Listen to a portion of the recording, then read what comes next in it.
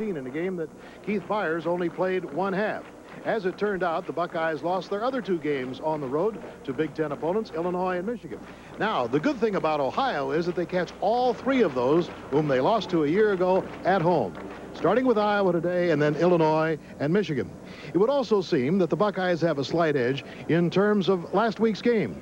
They defeated Washington State soundly 44-0 and looked very impressive in so doing. But let's call in our football expert, Rick Farzano, to get his impressions of today's game and what it's going to take for either of these two teams to win. Rick?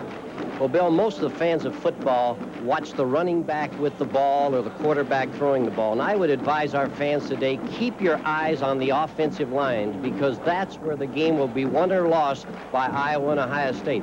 Both teams average 270 pounds per man on the offensive line. Ohio State is very experienced. Iowa lost all their offensive line through graduation, and they've got a tough job on that Iowa offensive line. They must protect for Chuck Long, one of the best quarterbacks in college football.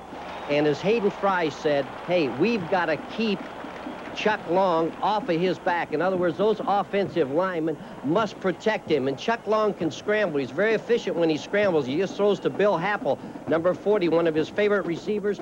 But a young man, Ronnie Harmon, number 31, shifted from receiver to running back, is their big play guy. He is averaged as a running back, sharing time with Owen Gill, 11 yards per carry. He has over 20 yards per catch. He has 5 catches.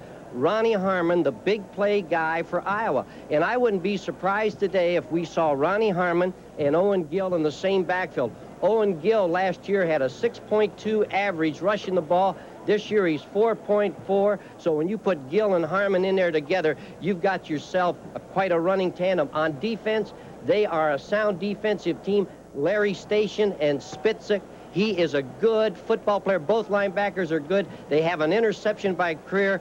But let me say this to you. I just don't know if those 11 starters will be enough if they turn the ball over like they did against Penn State. Hayden Fry had a few comments about turning the ball over and also about his defense. I think that's true. We had costly turnovers last week. We've got 9 new faces on the offensive side of the ball, and we anticipate mistakes. Hopefully today we'll make less mistakes because we do have an outstanding defense. Chuck Long versus a young Ohio State secondary. Is that a key factor in your favor? Well, really, it gets down to how well we can protect Chuck. If we can give him protection, I think we can throw the ball. And how do you stop Ohio State's Keith Byers? Have any defensive scheme for that? Well, I don't really believe you stop Byers. I think we've got a plan to slow him down. Obviously, it's going to take a lot of gang tackling, tremendous pursuit. He's a fantastic football player, and very seldom do you see just one man bring him down. Well, it should be further noted that a year ago, Keith Byers gained 98 yards against the Hawkeyes in that first half before he went out with an injury. So the Hawks know that this is a very formidable object. Let's talk about Ohio State and their offense. Ohio State, the offense, Mike Tomczak, coming back from a broken leg. Last week, Washington State, 3 possessions, 3 touchdowns. Keith Byers, one of them that you see catching the football there.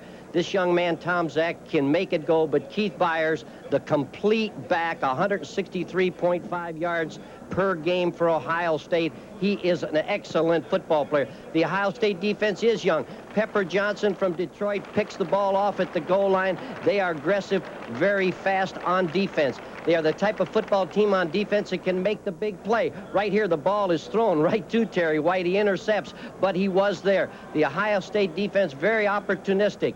They will throw the ball, and when they throw the ball, they'll throw it to Mike Lanise. But as Earl Bruce said yesterday at the luncheon, we are going to run the football. All right, that's a capsule summary of both Iowa and Ohio State. The emotion, of course, plays a great role in this game, as will the heat today. Let's get a comment from Jim Bonds about both of those issues. You're exactly right, Bill Fleming. The heat and emotions will play big factors today. First, the emotions, nothing needs to be said. Iowa, Ohio State, the first conference football game of 1984 for both schools. The players will be ready. The 89,000 fans at Ohio Stadium will be ready also. The temperature, 85 degrees probably at kickoff here. We expect down on the artificial turf of Ohio Stadium, the temperature get well above 95, between 95 and 100 degrees. And throughout the game, we'll be keeping you up to date on the temperature at field level. It could have an impact. Going back to Ohio State and Coach Earl Bruce, we visited Coach Bruce yesterday, and of course his team coming off that great defensive effort against Washington State last week.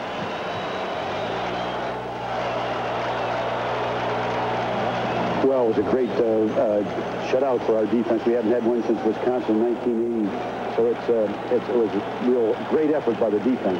Thomas Johnson had big plays. 10 tackles, an interception, a recovered fumble, and just great effort. And the thing that really has impressed me with our defense, although it's young, it's running the football and trying to make good plays.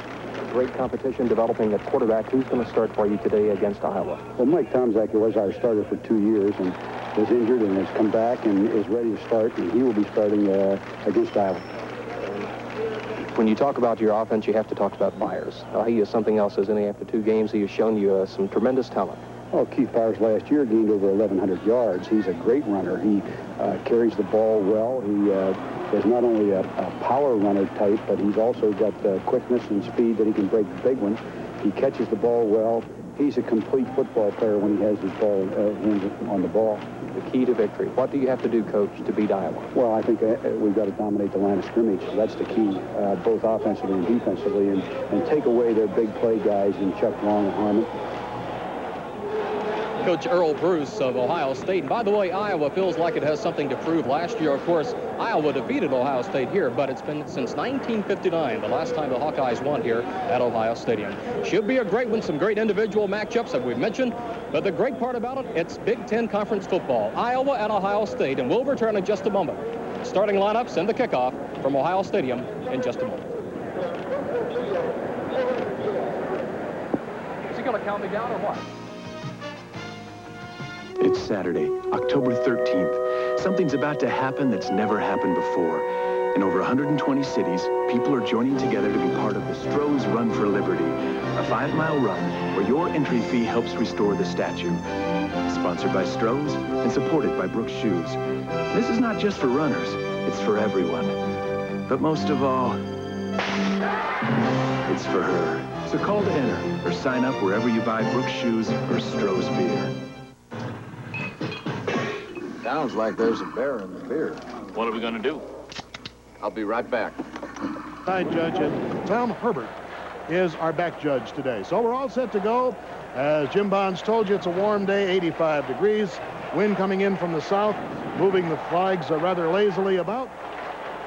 And we anticipate a rousing send-off to the opening of the 1984 Big Ten season. Keith Byers and John Woolridge are deep, and the kick will be booted down there by Tom Nickel. They're the 2 deep men. On the far side, at the top of your screen, is Woolridge and Keith Byers at the bottom. Tom Nickel, a senior from Green Bay, Wisconsin, the all-time great kicker for the Hawkeyes. Hawkeyes have a good contingent today. Sprinkled among all of the scarlet and white is a patch of brilliant gold on the far side. And we're set to go. Two teams that have met 42 times previously. This is number 43. Iowa has not won in Columbus since 1959 and has won 17 of the last 18. I don't know whether that was intentional, but the short kick is taken by Ohio State and moving it up to the 22 or 23-yard line before Jay Norvell brings John Woolridge down. I don't know, Rick Forzano, whether that was intended or not. It did look like he hit the ball high up on. I think it was purposeful. I don't think they wanted to have that ball returned, and right now, Iowa's got great field position. Ohio State with the football on the 22-yard line. 1st and 10. We've just begun from Ohio Stadium. This is Lanise in motion. Tomczak on a give to Roman Bates. Slashes up for 5, and Kevin Spitzig, number 38. Linebacker brings him down. He's stopping the play by Larry Station. A little counteraction. Pretty good first play. Everybody wants to flow to the ball, so Ohio State says we'll have a little counteraction. You see Rory Graves pulling. Pretty good gain on 1st and 10.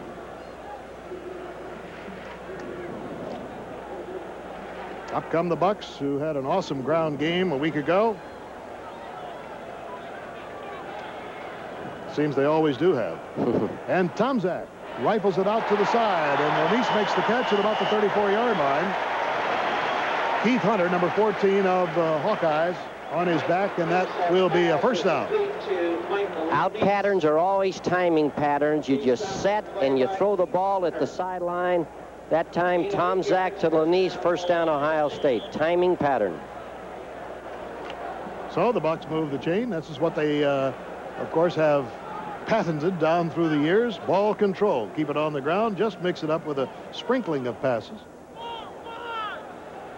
And keep that other team's defense out there as long as possible. Wear them down. Cross buck, and it's Roman Bates getting a couple. Roman Bates, the ball. Kevin Spitzig and Mike Stoops in on the stop. We might add, Bill, that Ohio State went with 2 tight ends that time. Taggart and Groza were both in the game at the same time on 1st and 10. All right, they have Chris Carter checking in the lineup now as the split end, number 2.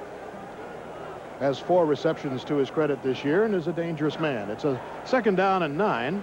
No score. We've just begun from Columbus. On the 36-yard line, the Buckeyes in possession. Tom Zach getting a rush, and he is down at the 28 or 29-yard line. Dave Strobel, the defensive end, came roaring in from his spot. Dave Strobel. Ohio State has only had 2 sacks thus far this year, but right there, you pointed it out, Dave Strobel from the right side puts pressure. There's nobody open downfield. Tom Zech on the first look. Good sack by Iowa. So it's 3rd down. About 13 to go. Michigan leading Wisconsin in the 2nd quarter in Ann Arbor with 13 minutes to go in the first half. We'll keep you up to date on the other scores today. Tom Zach, oh, it's a beauty. Right into the arms of the intended receiver. That was Leszewski. Pass is complete to Doug Smith.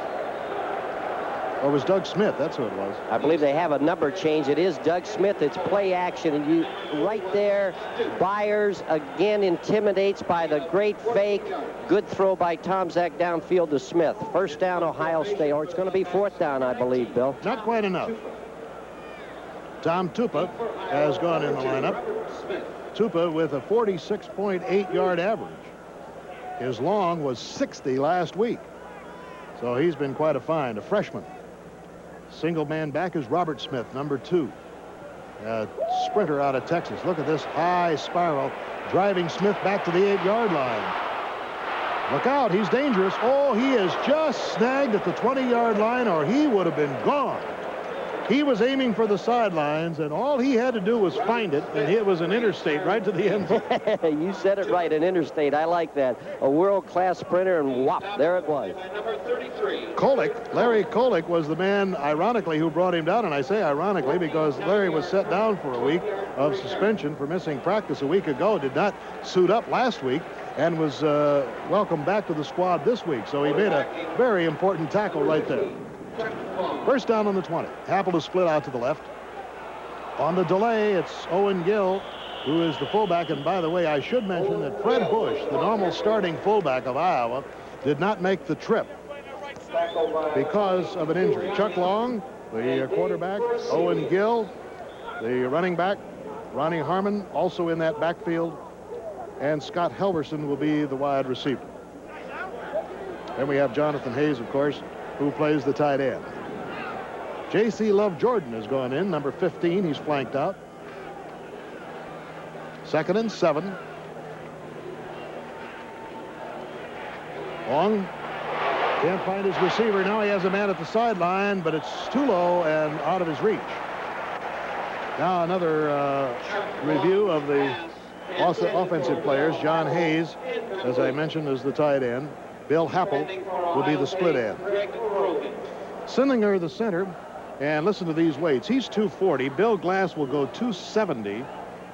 O'Brien 272. Croston at tackle is 280, and Haight is 276.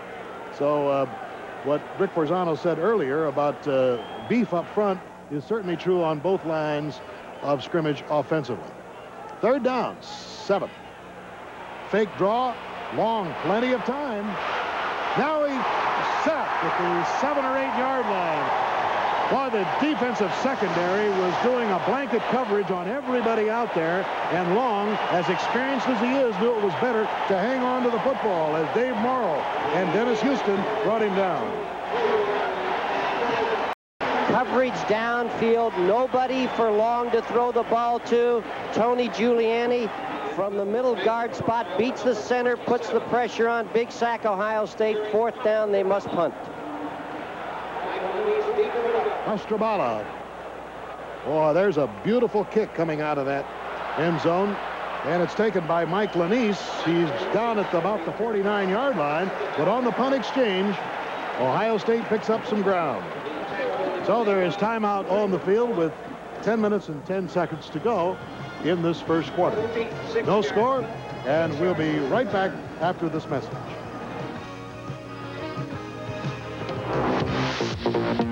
Converse All-Stars. They started out on the basketball court, but now they're everywhere. They're everywhere.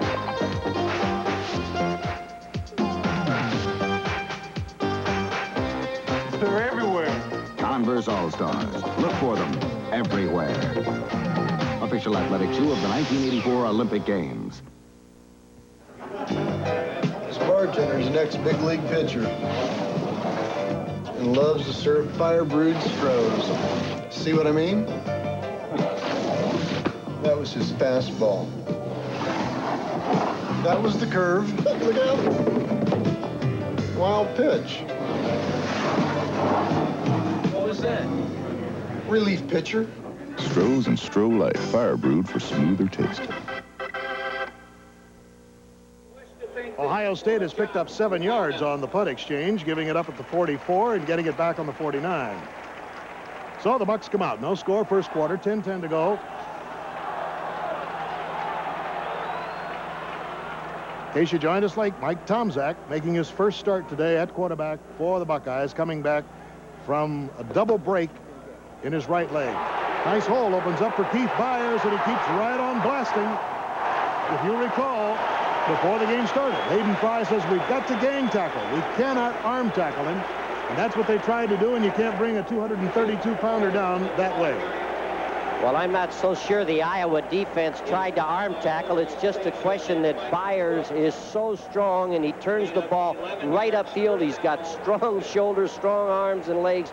First down, Ohio State. I think, too, that Hayden made a good comment. He said, we're not going to stop him. We're just going to try to slow him up. First down on the 38, a gain of 11 on the play. Byers tries the other side, stopped by Mike Hooks, number 91, the defensive left end. But he's still got about 3. When you realize that in 2 games he has rushed for 327 yards, 4 touchdowns, and has caught about 57 yards worth of passes, you understand his great worth to the Ohio State offense. Second down, about 6. It's just inside the 35. Nice strap, and Byers gets through it. Drags a man to the 27. Keith Hunter hanging on for dear life. Officially, they mark it at the 27-yard line. Well, we agree that Byers is a good football player, but Jim Lachey, the left guard, pulls and leads him and turns him right upfield. But Byers can juke, he can give you a limp leg, and he's always headed upfield. After an exchange of punts, Ohio State has started to move the football from the 49 down to the 27 of Iowa. First down. Byers with 22 yards so far in this young afternoon. Woldridge, who has gone in place of Byers, gets his nose on the 25. Brought down by Paul Hufford and Bruce Gear. So far on every first down, Ohio State is going with 2 tight ends. They're going to show Iowa that they're going to run that football at them on 1st and 10. And you will see a lot of shuffling in and out. Woldridge has come out. Byers will be the deep man in the eye. Roman Bates ahead of him.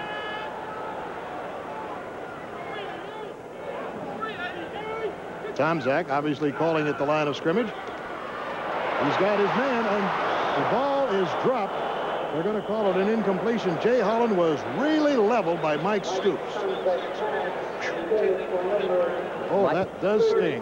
That was a hit, but Mike Stoops has a brother, Bob Stoops, who was a great defensive back at Iowa, Watch the hit. Great defensive backs make the receivers feel that maybe I don't want to catch that football, and that time Stoops really did a great job. Third down. Ball on the 25-yard line. No score. Ohio State now with a key play coming up. 8 minutes and 10 seconds to go in the first quarter.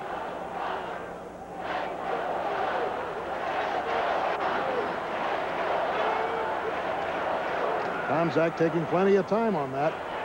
He's got his man. It's Chris Carter. And Stoops is on his back, and Carter has a first down inside the 10. Mike Tomczak drills the football. It's a blitz by Iowa. It is picked up well. Watch Jim Lachey pick up the linebacker blitzing. Tomczak sets, hits the ball against man for man on Chris Carter on a little down and out pattern against Stoops. First down, Ohio State. 8 minutes to go, first quarter, and the Buckeyes have a first and goal to go on the Iowa 8.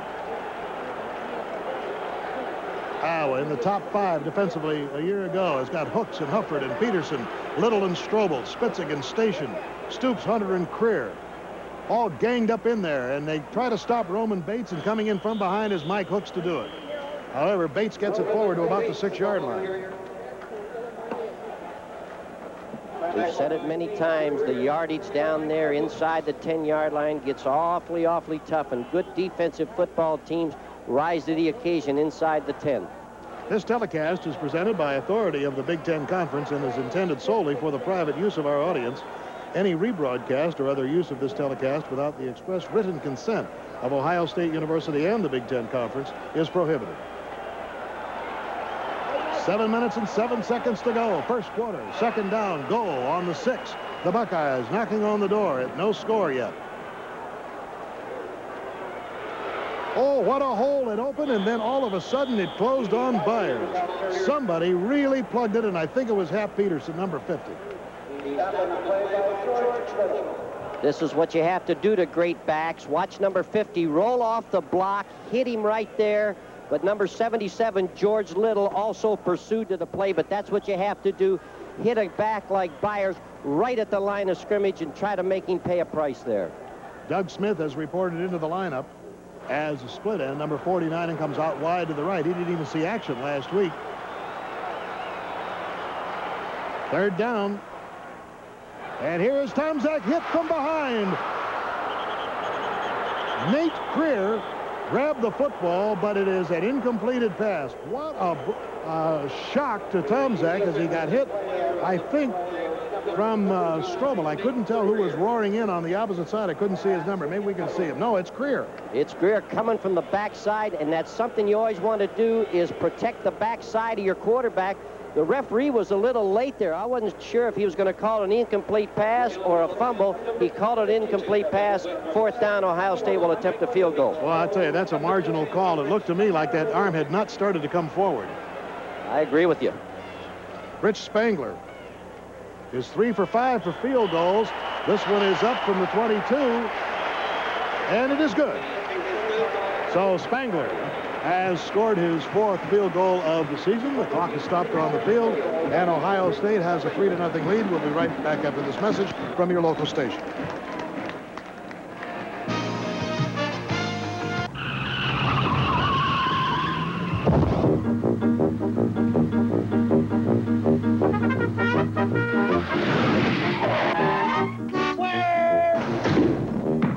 When you drive to Wendy's and order a single, you get more beef than the Whopper or the Big Mac.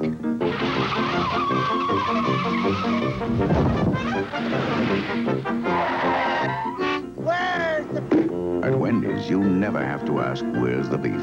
The best things in life are worth waiting for, like a Buick. Buick has been building better cars for years, and now Buick is building the best ever. Best quality, best performance, best in class. Backed by service from your Central Ohio Buick dealer. Stop in today for your value. If he doesn't have the model you want, he'll get it for you, and it'll be worth the wait. For a good deal, and a good deal more, see one of your Columbus Buick dealers.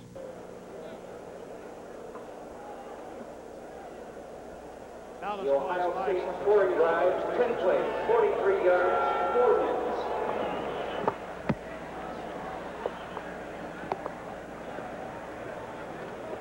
Ohio State coming out to kick off the football.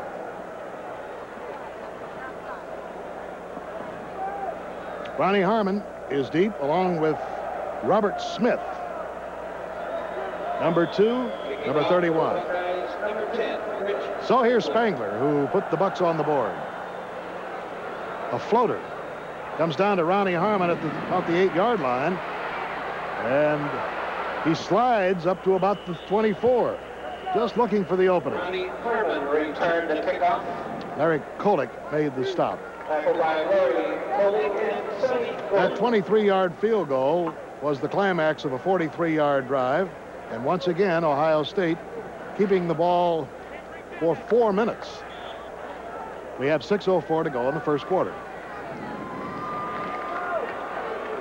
Apple comes out to the left. Helverson is split to the right. And Chuck Long has plenty of time. Down the middle he goes, and he goes to Happel. I don't know whether Happel was the intended receiver or not. The short man leaped high in the air. The pass was too tall for him. You'll see it here on the replay. Long has plenty of time to throw the football. You see the fake, what it did to the rush of Ohio State, and I believe he was throwing the ball downfield to Owen Gill, but Happel was in behind, completed pass Iowa. It doesn't make a difference how it happens, as long as it's complete. I think Owen Gill was just as surprised as anybody on that one. First down on the 40. Iowa trailing 3-0 in the first quarter. 23-yard field goal by Spangler. Nice hole opens up, but Owen Gill tries to blast through, and Pepper Johnson closes.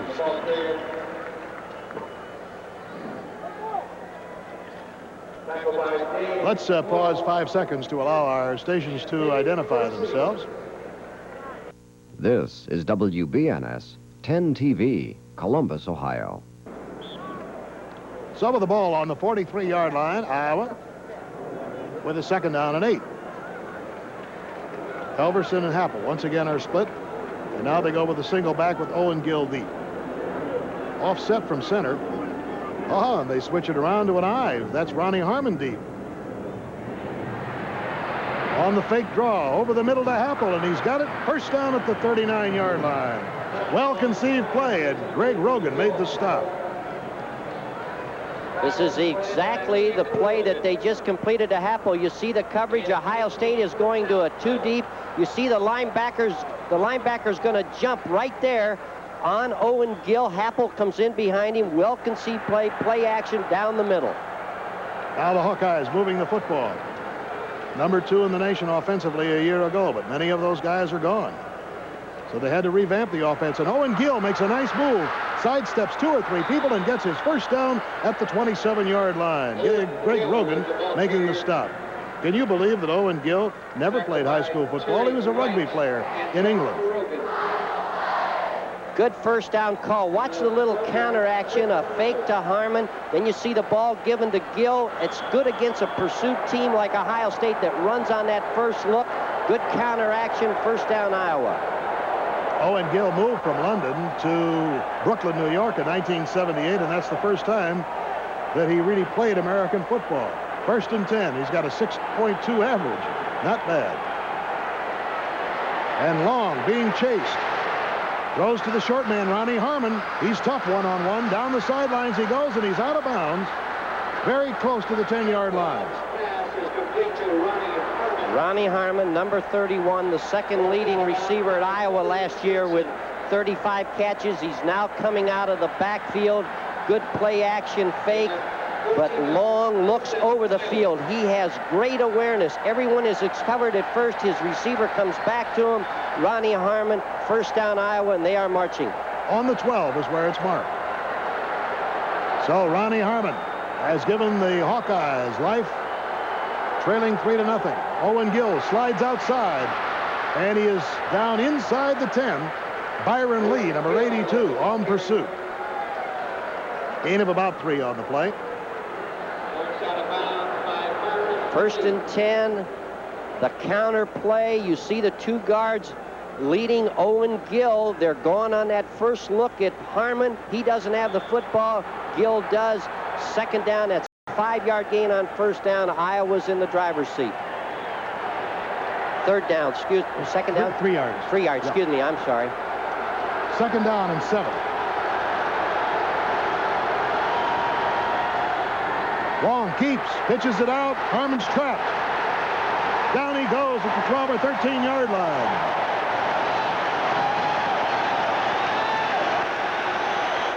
You almost wonder on that if Long wouldn't have been better off ducking inside himself. He played it to the short side of the field. Not much room to maneuver. There wasn't, but the cornerback came up, and then the halfback or the defensive end came up, and they just put the pressure, and there was no room at the sideline for Iowa. Good defensive play, Ohio State. Forget what I said about him keeping the ball. He really got leveled. Third down, 11. Long checked that backfield over. Fakes the draw. Lofts it off on a screen to Harmon. Harmon dances around, and he is hit hard and slammed to the ground. That looked like a hit that might have been put on by Giuliani, the nose guard. The same screenplay that Harmon went 80-some yards earlier in the year. He ducks out. Long does a good job of reacting, but watch the Ohio State defense move up, and this is the kind of tackle that you put in Scholastic coach. Anthony Giuliani, senior nose guard. And now here is Tom Nickel to try a 30-yarder. He's right in the center of the field, as you can see, and he puts it up truly. It's good. And it is 3-3, and this ball game promises to be just as close as it is right now. Timeout on the field, 2:33 to go in the first quarter, and we'll be right back after this message. And a run to daylight. Hi, this is Bob Greasy for the Sporting News, and we have a play that'll win big for you every time. 2 issues for the price of 1 to introduce you to the Sporting News, the Sports Bible.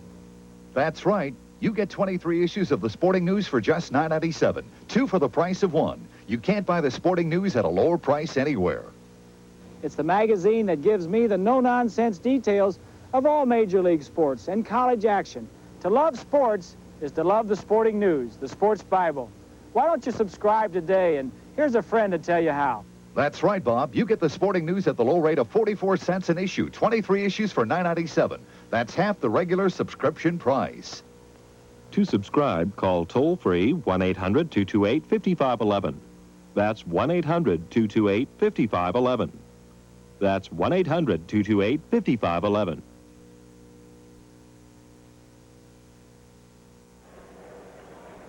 .62 yards in 9 plays as Nickel made the field goal from 30 yards out, and we have a tie ball game at 3.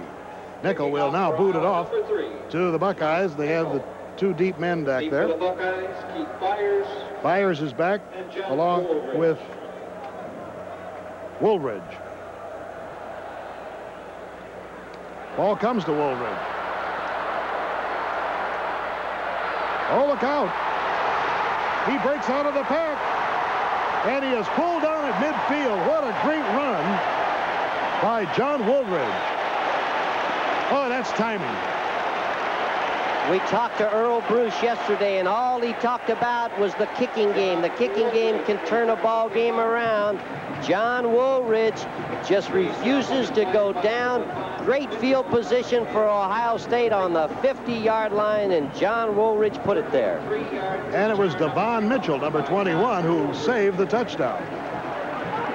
If he hadn't gotten him, Woolridge was gone. He ran 50 yards last week in just a split second against Washington State. So we know that he's got that sprinter-type speed. First down at midfield. 3-3 ball game, 2:23 to go, first quarter. 2 old rivals battling for the 43rd time. Ohio State with a wide edge.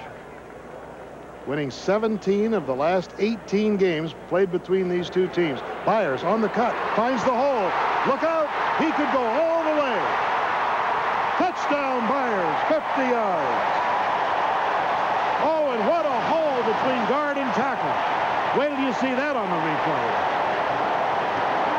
Scott Zielinski, Kirk Loudermark, Mark Karowitz, they opened up a hole. Watch the left side of your screen. Watch number 74, Zielinski pull. Right there, fine block because he made the block on Kevin Spitzik. When you eliminate the linebackers and Byers has sprinter speed, it's all the way choo-choo Ohio State, 6 points. That is the 5th touchdown of the year for Keith Byers. And he just sprinted 50 big yards. Spangler on the hold of Lanise will try to give the Buckeyes their 10th point. Perfect. It only took 10 seconds for the Buckeyes to score. 50 yards in 10 seconds. Timeout on the field. Ohio State leading 10-3, and we'll be right back right after this message from your local station.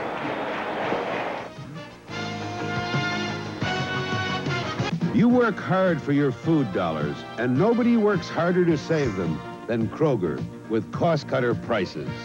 Save over $20 during coupon days at Kroger. With coupon and $7.50 purchase, save on items like the 5-pound bag of Kroger granulated sugar, just $1.29. Betty Crocker cake mix, 18.5-ounce box, 59 cents. And the 12-ounce can of Minute Maid frozen orange juice, 88 cents, and many more. Cut your costs every day with cost-cutter prices, only when you go Krogering. Compare Toyota trucks with any small truck. Nobody else has two-wheel drive sport trucks with electronic fuel injection. Not Chevy S10, not Ford Ranger, not Datsun. Toyota's 4x4s have more running ground clearance than S10 Ranger and Datsun. And this Toyota 4x4 costs almost $600 less than Datsun's. Get more truck for your buck. See your Toyota dealer now. Compare quality, value, and price. It's Toyota, not the other guys.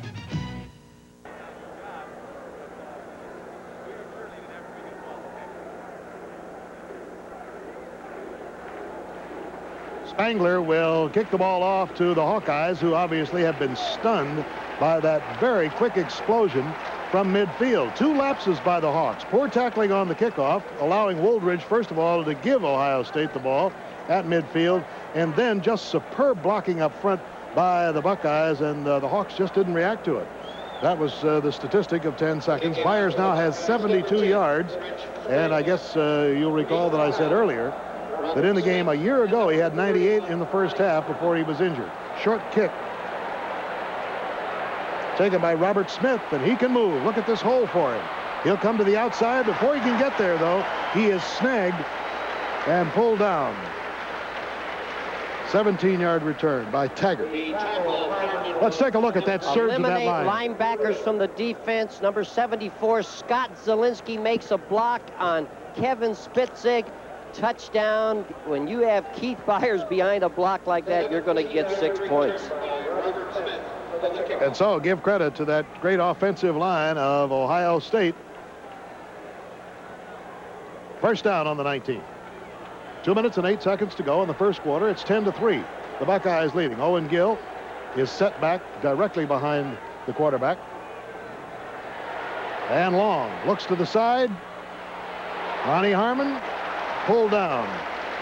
Number 7 is Sonny Gordon, the rover back, assigned to cover Ronnie Harmon. Not an easy job. Chuck Long is trying to go downfield. There's no one to throw the ball to. He throws it out into the flat, but Sonny Gordon is right there, and he puts the stop. Yeah, I misspoke. I thought it was Ronnie Harmon. It was 34, not 31. That's John Hayes, the tight end. Second down and 6. Hawkeyes trailing 10-3 here in the first quarter with a minute and a half to go.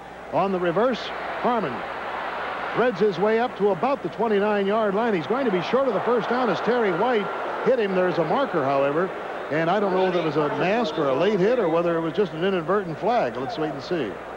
Now there is a penalty marker for 29. Number 98 there is Pepper Johnson, named the most valuable player defensively a week ago against Washington State. Personal foul against Ohio State. Might have been a late hit. And there is a Buckeye player down on the field at about the 29-yard line. It's Chris Spielman, the freshman linebacker. And they're attending to him right now. Iowa really hasn't been able to move the ball that much. And you see the 15-yarder being tacked on. Iowa has not been able to move the ball that much on the ground, only with those little counter plays. Interesting story about Spielman. He did not start in the first game. And ball, personal foul on the red. Earned his way into a starting role after just an absolute fantastic entry into the game in the second half. Played somewhat hobbled last week with an ankle injury. Here's the late hit. See if we can see it. The counter action.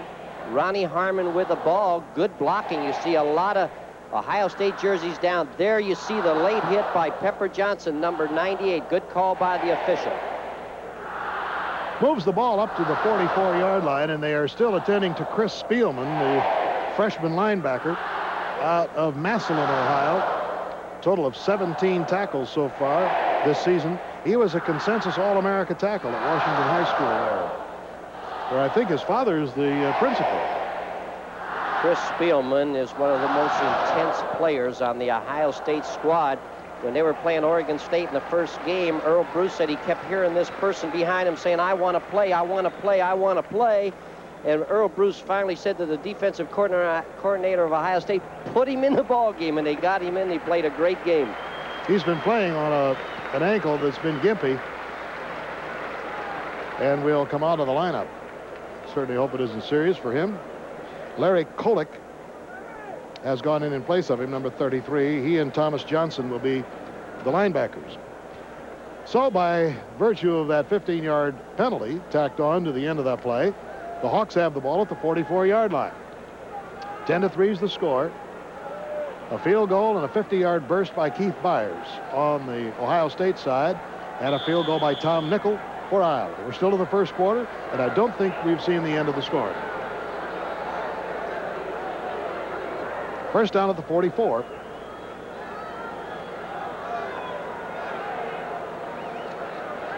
Good protection. And Long rifles it into the arms of Bill Happel, and he steps out of bounds at the 42-yard line. Sonny Gordon right there to cover. The test of a quarterback's arm. Can he throw that deep out to the sideline? No question about Chuck Long's arm as he drills it to Happel right at the sideline.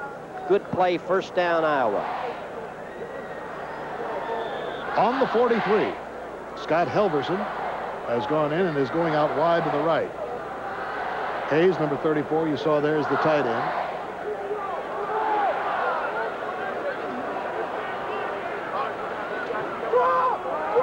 On the draw, it's Owen Gill, and he is hit by Giuliani and knocked down at about the 41-yard line. Good mix-up of plays. Throw the ball down the field a little bit. Run the little draw play right now because the Ohio secondary and linebackers, you can see Pepper Johnson starting to back off a little bit. He gets a lead block by number 56, Sillinger, the center. Turns the ball upfield, but I'll tell you, Ohio State was equal to the task and only allowed him 2 yards. Second down and 8. J.C. Love Jordan has gone in the lineup. What a hit, and Long turns it out. Great reaction by Chuck Long. He was really splattered by Larry Kolick, and all of a sudden he just got out of the grasp and gained about 4. He got turned around by the tackle right here, and he says, hey, baby, I might as well pick up anything that I can. Awareness, that's what Chuck Long has. He picks up third down and about a long 2.5. And that is the end of the first quarter, and the Buckeyes get quite a cheer as they will come down to the south end or open end of this big horseshoe here on the banks of the Olentangy River. So there's timeout on the field at the end of the first quarter, and the Buckeyes are out in front by the score of 10-3.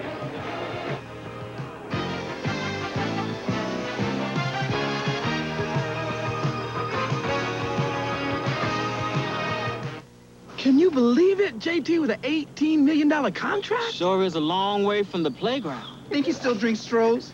Yeah. Hey, guys. JT, Mr. Anderson. Richard. Timothy. This is all right. Glad he didn't forget his friends. Or his Strohs. Where is the Strohs? Out by the pool. The pool? Strohs and Stroh-Lights. Now that's a cooler. Fire brewed for smoother taste. Sounds like there's a bear in the beer. What are we gonna do? I'll be right back. Where's he going? He's going to get that beer from that bear. That's not just a bear. That's a grizzly. Yeah, but that's not just a beer. That's fire brewed Strohs. I thought we had 3 cases. Well, had to make a deal. Strohs and Stroh Light, fire brewed for smoother taste. Bob Connors here with my WTVN radio morning team. Sergeant Bob Douglas keeps you up on rush hour Sergeant traffic. Bob Douglas, 610 TVN. Chuck Underwood scores on WTVN Radio Sports. Meteorologist Pat Pagano forecasts from the 610 Weather Center. And the WTVN Radio News team updates your top stories. Don't go another morning without it. The Bob Connors Morning Show on 610 WTVN Radio. That's the 3rd news card this week. Does your financial paperwork look like this every month? Broker statements, checks you wrote, cash that should have been invested. You need Bank One Select Account. The Select Account brings your checking, investment, and credit picture together into a single balanced account. Keeps track of it all in one monthly report. Nice. The Select Account, the checking account that's also a broker, an accountant, and a source of credit. Ask about it at Bank One. Jim Bond sidelines at Ohio State. You're looking at the outstanding freshman linebacker, Chris Spillman. You see his ankle that has been diagnosed as a sprained ankle, so he is out for the remainder of this game. Back upstairs, Bill. Boy, nobody feels worse about it in the entire stadium than that young man. Spielman, quite a competitor. It's a 3rd down and 3. Boy, a big hit on Chuck Long. Coming through was Sonny Gordon, putting the heat on. Ronnie Harmon was out there, but couldn't get to the ball. It had to be thrown very quickly and obviously errantly. Good defensive call, a blitz. Sonny Gordon, safety blitz, puts the pressure on Chuck Long. Iowa must punt the football. Well, you could almost smell that blitz coming with a 3rd and 3. The ball on the 36-yard line, and Tom Nickel will try a field goal from the 43. This will be a 53-yarder. Well, he's 2 out of 4 so far this year coming into this game, and now 3 out of 5. This will be a 53-yard attempt. It's going to be way short. Hardly makes it to the end zone. So that will give the Buckeyes pretty good field position, I would say, with 14:51 to go in the first half. Time is out on the field. Ohio State is leading it by the score of 10-3, and we'll be right back after this message. Hey, guys, I'm back. Catch anything, Riley? Yeah, caught this granddaddy of a fish. But when I got him in the boat, he says, I'll give you 3 wishes if you throw me back. A talking fish? Well, it was hot. I was thirsty, so I wished for a nice, cold Stroh's beer. And there it was. Tasted so good, I wished for another one. 2 wishes, 2 Strohs? And what'd you do with the 3rd wish? Hey, did I forget my friends? Strohs and Stroh Light, fire brewed for smoother taste. When the race is over and Team Murray's won, try a little freestyle and make your head spin round. X20 Freestyle, right high. You take a race-bred wonder, add a coaster brake. Let the other guy worry, cause this bike's no fake. X20 Freestyle, right high. It's got the look of a winner, the feel of a champ. From its rad white C-rims to its coaster brake clamp. If styling's what you're looking for, X20 Freestyle, Murray gives you more. Well, the ball is placed down at the line of scrimmage, the 36-yard line. I'm not so sure that was the most prudent move in the world because the wind is coming in from the south. It's not a strong wind, but it is a significant wind. And 53 yards is a pretty big kick, even on a calm day or with a tailwind. 1st and 10 for the Buckeyes, leading 10-3, just at the start of the 2nd period.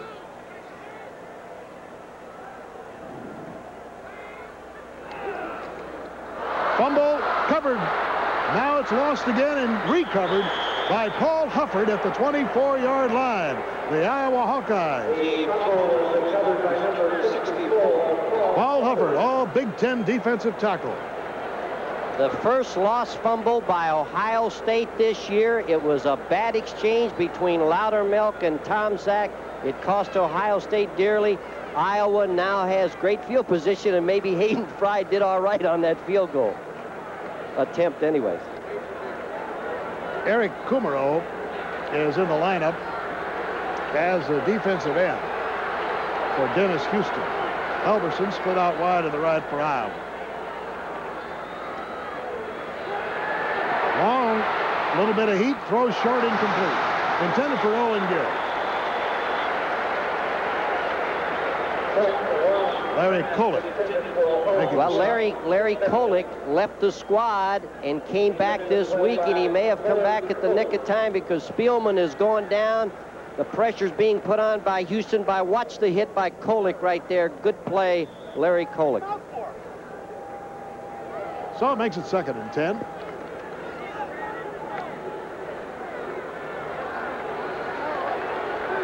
Earl Bruce made an interesting comment. He said that Chuck Long is going to complete passes. However, he's going to complete the passes that we want him to complete, not that he wants to. Fumble, and picked up by Ronnie Harmon. Fortunately, it bounced right into his arms at the 28-yard line. How many times have we said that ball takes funny bounces? Watch the ball right here. This time it's an Iowa bounce. Last week they were all bouncing into the Penn State defensive hands. This time Harmon's able to pick it up and advance it a little bit. So the Hawkeyes spluttering here with a 3rd and 14 after getting a fumble recovery at the 24. They have it back at the 27 or 8-yard line. J.C. Love Jordan's out to the left side as they split the backs, Harmon and Gill.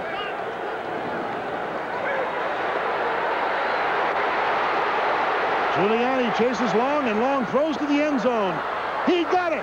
It's a touchdown. A brilliant catch by J.C. Love Jordan. What a play by Long. I agree it was a fine catch by Lovejoy, but Long, this is the thing Ohio State was afraid of. Keep Long contained because, believe it or not, his passing efficiency is better when he throws on the run. Now, he's talked about the strength of his arm. Watch that. He just drills it into Lovejoy in the corner of the end zone. It's almost like the same play we saw in the pregame show to Happel for a touchdown. Wow. Lovejoy, huh? Well, that's a new name for Love him. Jordan. Maybe they'll call him Lovejoy from now on. 10-9, and Nickel can tie it up. It's up, and it's good. Let's see if there are any penalty markers. Nope. And it's a brand new ball game. We have 13:43 to go in the first half. And the score is all tied at 10, and we'll be right back after this message from your local station. Picture your car's engine. Hundreds of steel parts grinding together. Hot, a couple hundred degrees. Buddy, you want to make it last, you change your oil. To do it right, without spending much money, you go to Nationwide. Right now, Nationwide has Haviland 10W40 on sale for just 74 cents a quart. Buy 5 quarts and get $1.25 back from Haviland, making your cost just 49 cents a quart. Take the road to confidence. Nationwide, your low-price, good advice auto parts store. So now we have our Huntington personal credit line. It's all arranged. You're pretty pleased with yourself. I saved us the fees other banks charge. That's about $250. That's right. But what was the rush? You're not planning I'm planning ahead. Huntington's offer expires in just a few more weeks. I can't give you credit. Huntington's given us all the credit we'll ever need.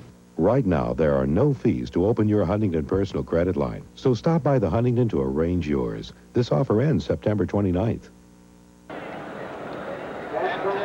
Bill Fleming, along with Rick Forzano and Jim Bonds at Ohio Stadium in Columbus, where it's all tied. It only took a minute for the Hawkeyes after recovering the fumble at the 24-yard line on that pass, a 27-yarder from Chuck Long to J.C. Love Jordan. Short kick, Byers and Woolridge. Woolridge. Good hold. Oh, he almost got loose again. He went up to the 50-yard line the last time, and he got to the 34 on this one. Good field position as Ken Sims brought him down. Woolridge, watch it now. I really don't think I would kick this ball to Woolridge. I'd find somebody else to hit it to. He had a 42-yard average coming into this ball game, but he gets some good blocking. But good kick returners find that little opening. They can turn it upfield, and Woolridge almost again goes all the way. So the Buckeyes, with 13:36 to go in the first half, find themselves in a tie ball game now after leading 10-3. Two of their leads have been wiped out. However, they've never been behind. Just a blast through the left side. Mike Stoops makes the stop on Byers along with Larry Station. Iowa's really changing their defense. They're moving their down people around. That time, Ohio State had a little trap on with Scott Zielinski leading Byers again. Block down and kick out. And that's always nice on 1st and 10 when you can pick up 4.5 yards as Ohio State did. They're now in the driver's seat. Second down, about 6. The ball on the 38. Byers, the only back behind the quarterback. Tom Zach getting some heat. Throws it. It's caught. Ed Taggart, the tight end, at the 48-yard line, and Keith Hunter's right on his back. It's a first down.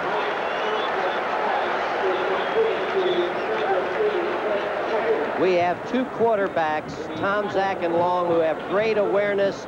A little bootleg fake there to Byers. It's a naked bootleg, but watch, he can pull up. Tom Zach can pull up, and he hits Taggart right there, and Taggart also gets hit, but it's first down, Ohio State. Ball blown dead at the 48. Taggart comes out. Groza goes in at tight end for the Bucks. Tom Zach on the delay to Byers. Hits head on at the line of scrimmage. Larry Station straightened him up. And tell you one thing, that is quite a collision. Station at 233, Byers at 232 as Hayden Fry paces on the far side. Well, he was a great quarterback at Baylor for 3 years, 11 years at SMU as the head coach. Then he went to North Texas State, is now in his 6th year as the head coach of the Hawkeyes, and has done a magnificent job. 12 minutes to go, first half. Ken Sims has come in defensively as the left cornerback.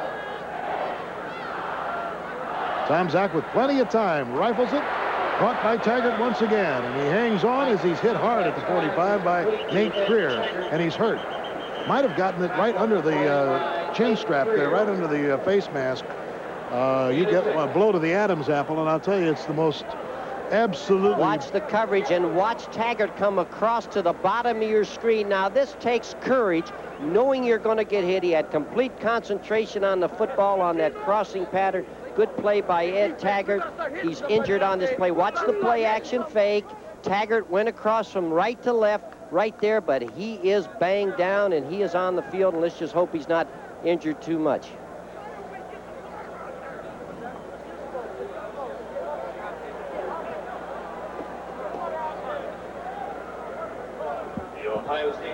They're going to take a timeout here, and with 11:45 to go in the first half, it's a 10-10 ball game, and we'll be right back after this message.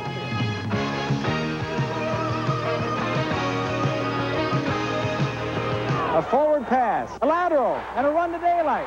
Hi, this is Bob Greasy for the Sporting News, and we have a play that'll win big for you every time. 2 issues for the price of 1 to introduce you to the Sporting News, the Sports Bible. That's right. You get 23 issues of the Sporting News for just $9.97. 2 for the price of 1. You can't buy the Sporting News at a lower price anywhere. It's the magazine that gives me the no-nonsense details of all Major League sports and college action. To love sports is to love the Sporting News, the Sports Bible. Why don't you subscribe today, and here's a friend to tell you how. That's right, Bob. You get the Sporting News at the low rate of 44 cents an issue. 23 issues for $9.97. That's half the regular subscription price. To subscribe, call toll-free 1-800-228-5511. That's 1-800-228-5511. That's 1-800-228-5511. Taggart has been taken out of the ball game, and we'd like to hear your views on our telecast. This is the address we'd like to hear from you. Right now, we're back to action. 3rd down and 3. Tomczak throws it, crossing pattern to Byers. First down at the 26. Keith Hunter brings him down. And there again shows the value of a man who is so versatile. He's probably got the biggest hands in football. How would you like a size 14 Byers, glove? is he a great football player? Number 41 to the right of your screen. He's going to run out in the flat, but he sees that Tomczak has problems, and he turns it upfield and catches the football. He can run with the ball. He can catch it. Earl Bruce said it. We said it. He's a complete back, Keith Byers. First down on the 26-yard line. Score is 10-10. Quick pitch. And Woolridge is upset at the 23-yard, check that 19-yard line as he falls forward. Mike Stoops, number 41, making the stop on him. Woolridge has been just brilliant today on the kickoff returns. Again, all it is just reach blocking. Jim Lachey turning the ball. He got a good block by his outside receiver that time. Did an excellent job of coming down inside. Second down. About 3.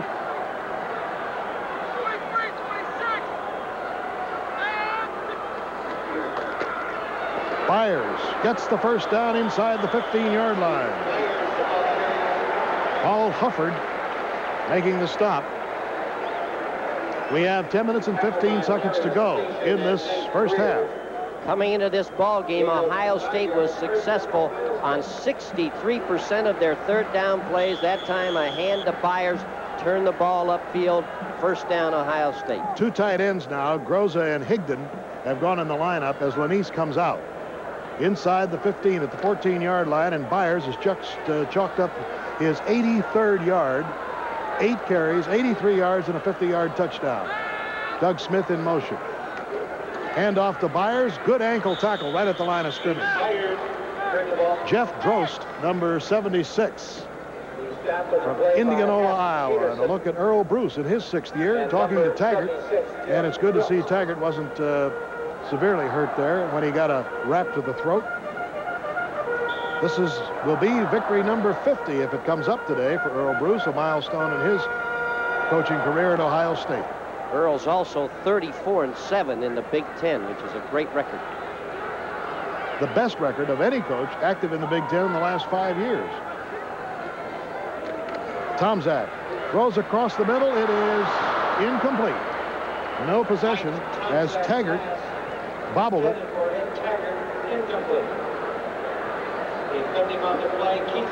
To the right of your screen, Ed Taggart, number 80, after the play-action fake. Taggart just doesn't get his head around in time to see the ball coming. Incomplete pass. It was a drilled ball. Perfectly timed pass by Tomczak. Carter and Lanise go into the lineup. Doug Smith checks out, as does Taggart. So we have a 3rd down now as the tension mounts. The Hawkeyes, with their goal just 14 yards behind them. Tomczak, good protection in the cup. Hits Byers, touchdown. Keith Byers seeped inside the secondary and scores his 2nd touchdown of the afternoon. In the same corner. He got a touchdown a week ago. They may call it Byers Corner. That's a Byers market, I'll tell you. Woo! But again, he adjusted. He went out into the flat just like he did a couple plays before that. Turned it out to the flat. He saw that Tomczak didn't have him. He turned it upfield. Touchdown, Keith Byers from Tomczak. And look how many Iowa players were there. 3 of them. And he got right in the perfect position.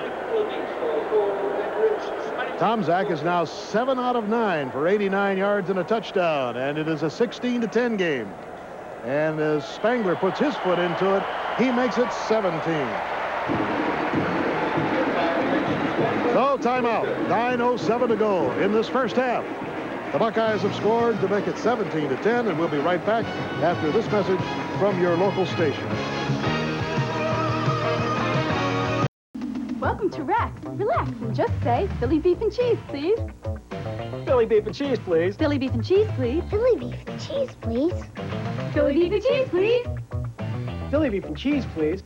Wow. Roast beef, Swiss cheese, sauteed mushrooms, green peppers, and onions on our new natural grain roll with a make-your-own-side salad, only $2.99. Just say Philly beef and cheese, please. Philly beef and cheese, please. Philly beef and cheese. Now at a great price at Rex. Friends, Chrysler Plymouth East in Columbus says, buy any brand new 1984 car or demonstrator in our inventory before October 1st, and we'll give you a TRS-80 color computer, and we'll show you how to use it. That's right, friends. Look at this car. This is brand new 1984 Chrysler LeBaron with air conditioning. You can finance it $49 down, $239 a month, or $9,988. Now look at the E-Class. Brand new 1984 Chrysler E-Class with air conditioning, $9,988. We'll see you here.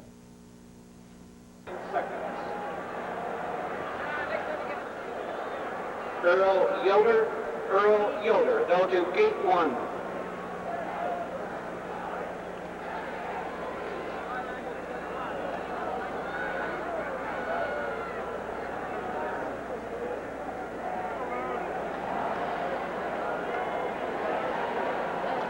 This looks like one of those games that whoever has the football last will win it. We may need a 3-digit scoreboard. There you see it. 10 plays, 66 yards, and they have been keeping the ball. The Ohio State offense has. 9 minutes and 7 seconds to go in the first half. A 17-10 game. And here's the boot by Spangler. It'll be high and it'll be deep.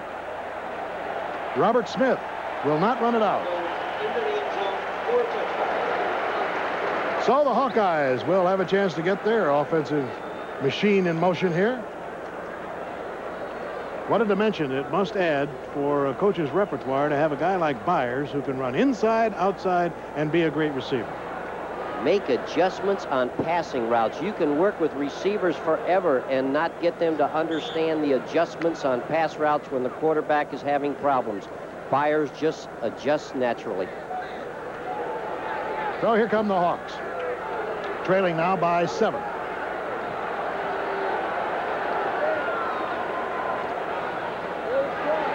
Owen Gill doesn't find much as Johnson makes the stop on it. I guess Jim Bonds has a report for us.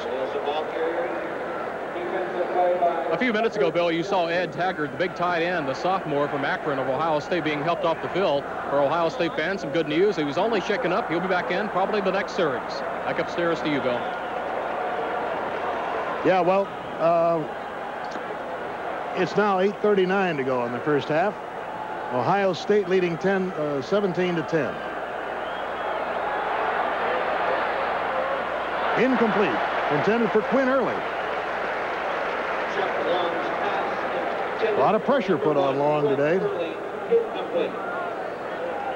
Great pass defense is made up of pressure and coverage. Everyone is covered downfield. He has to throw the ball when he doesn't want to throw it. Incomplete pass, Iowa for Chuck Long.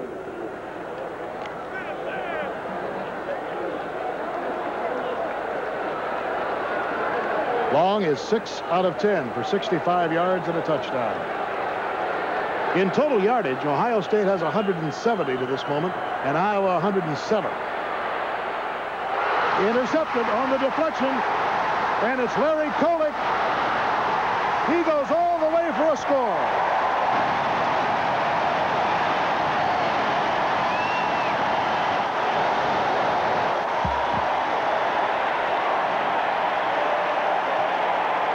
I would say Larry Kolick has come back in style at Ohio State.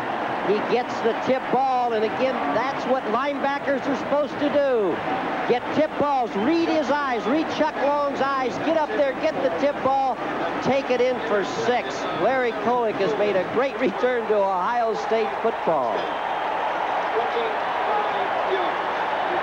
Larry Kolick is a junior from Smithville, Ohio. And what a thrill it is for him getting his first Buckeye touchdown on a 25-yard return of a deflected pass. Spangler will try for the 24th Ohio State point.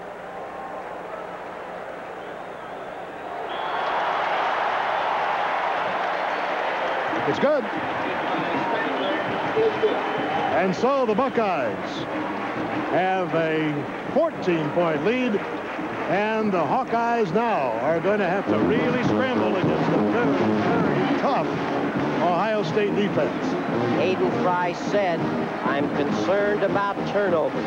That's exactly what has happened here. He's had turnovers by his offense. He's given Ohio State field position. That time a touchdown. Turnovers will kill you.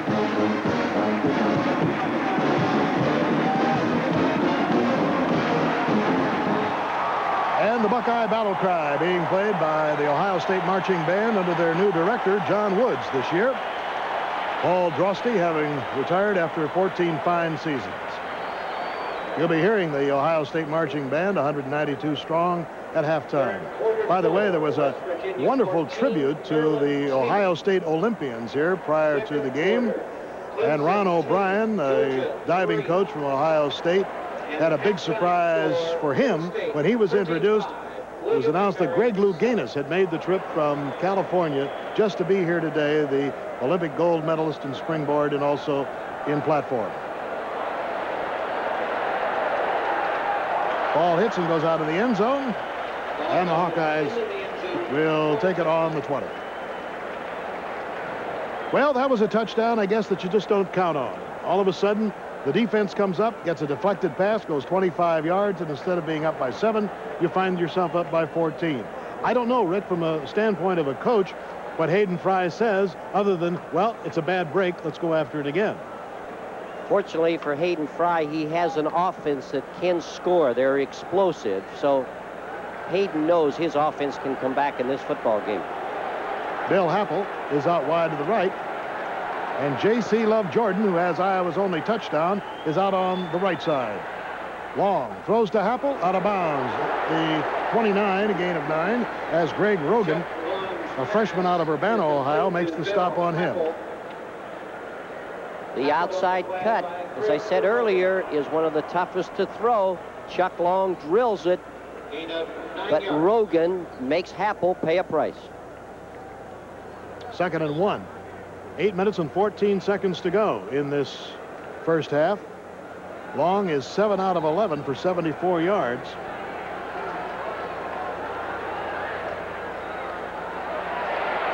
Ronnie Harmon, pretty good change of direction there when he saw his path was blocked, and he gets it up to about the 35-yard line. Robert Smith was blocking on the play. Intelligent running by Ronnie Harmon. He sees it blocked to the outside, makes a good cut, but Pepper Johnson does an excellent job of coming back to the inside and making the tackle. First down, just short of the 35-yard line. 24-10, Ohio State leading. It's been a brilliant first half. Fumble, and it's covered by the Buckeyes. Chuck Long, on the exchange, I believe, didn't have a hold of the football, and Pepper Johnson comes up with it. I believe the reason he fumbled the football, he changed the play at the line of scrimmage, and then Ohio State changed their defense. I believe it confused Chuck Long, and he pulled away from the center too soon. Turnover, Ohio State picks it up. Boy, I'll tell you, the Hawks are just falling apart here after that mishap. It's almost like Hayden had a premonition. He kept talking about turnovers. Yeah, that's true. They had 3 fumbles and an interception against Penn State last week. And now, just on the heels of the deflected pass and the interception for a touchdown, the Hawkeyes have fumbled the ball. Byers throws a long pass. Lanise catches, touchdown. What else can he do? Well, I saw him sweeping the stadium yesterday, but other than that, I want to compliment the Ohio State offensive coaches. After a turnover like that, Iowa is down. Their defense is thinking we're back out on the field again. They come out, they're ready to go after Byers. He picks the ball up, throws it for 6 points to Lanise. Excellent offensive call by the offensive coaches at Ohio State. And watch this left-hander. Now he'll really surprise me if the next time he comes out and he throws it right-handed. No, he's coming out of quarterback. 35-yard touchdown pass from Keith Byers. And here it is one more time, and Lanise was wide open. That young man, Byers, I'll tell you, I'd make him live in the house next door to me.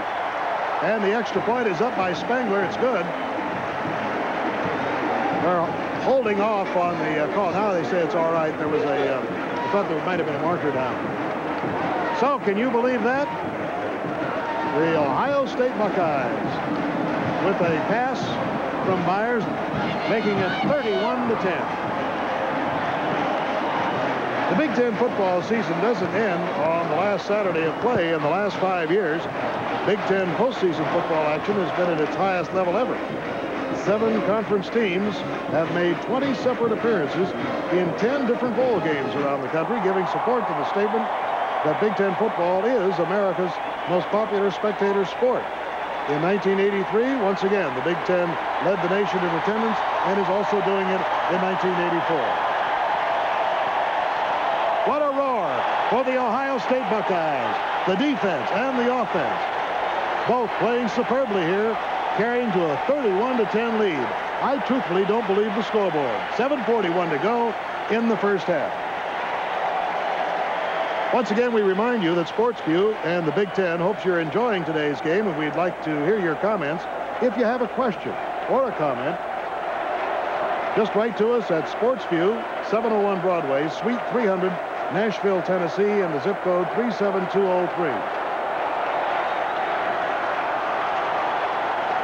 Well, Keith Byers has run for a touchdown, caught a touchdown pass, and thrown for a touchdown.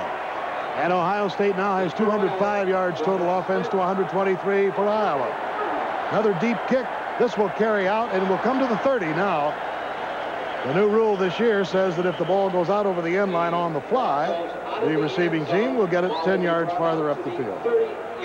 Let's take a look at some other scores. At halftime, Michigan leading Wisconsin 10-0. Clemson is leading Georgia 10-3. At half, Penn State over William & Mary 35-7. And in the fourth quarter, Maryland has taken the lead over West Virginia 17-14. Temple, get this, has defeated Pittsburgh 13-12.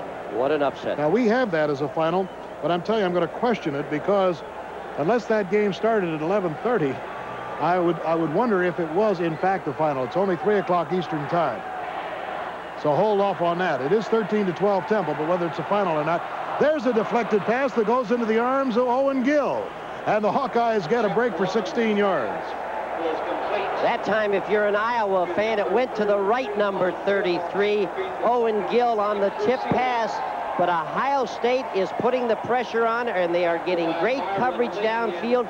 The only person open is underneath to Owen Gill, but I do not believe they were going to Owen Gill. I think they were going to Happel again. Robert Smith is out wide to the right. There's a good shot of Gill in with the twin set. Harmon next to him. Chuck Long over the middle. He's got Gill this time, and it's close to a first down as Gill is still on his feet. Down the sideline. Good block, and he's cutting inside, and he fumbled the ball right into the arms of Sonny Gordon.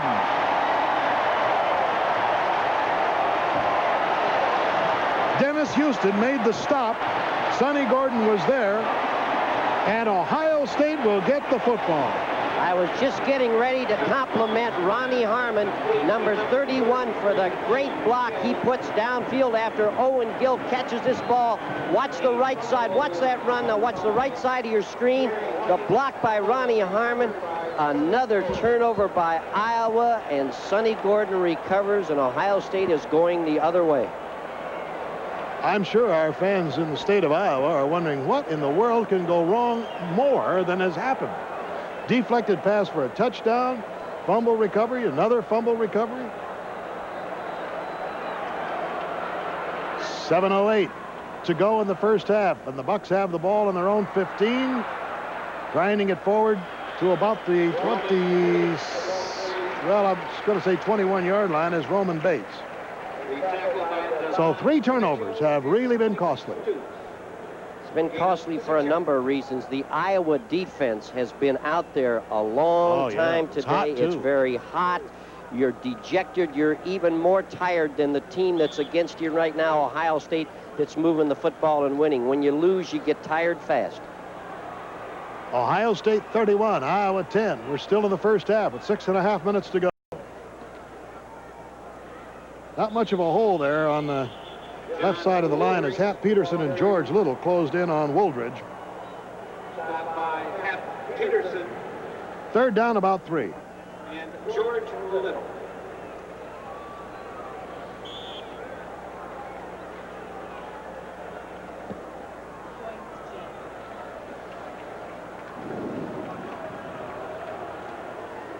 Third down. So a big play for the Hawks. They got to stop them here to get that punt. Well, to be 21 down at halftime is going to be a big burden. Byers seeps inside. He may have gotten the first down. When he gets trapped, notice how low he goes. He realizes he's got enough momentum to slide forward. However, they mark the ball back just short of the 25. It'll be about 4th and 2 feet. Dave Strobel making the stop. Bill, you bring up an excellent point. The way Byers, he just dives, he puts his shoulders in. That time they said his knee hit first, so they brought the ball back on the spot. Byers has 10 carries for 86 yards, a touchdown by running, a touchdown by receiving, and a touchdown by throwing.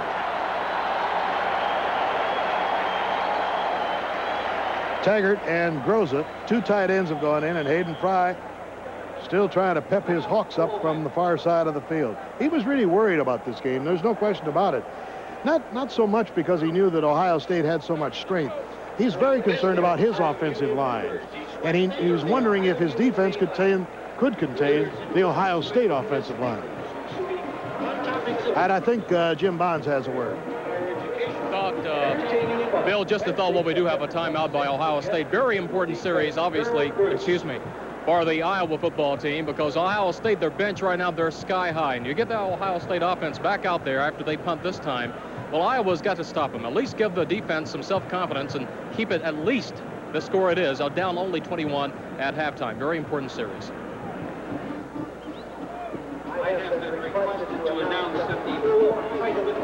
We were just checking on that Temple Pitt score, 13-12 that we gave you.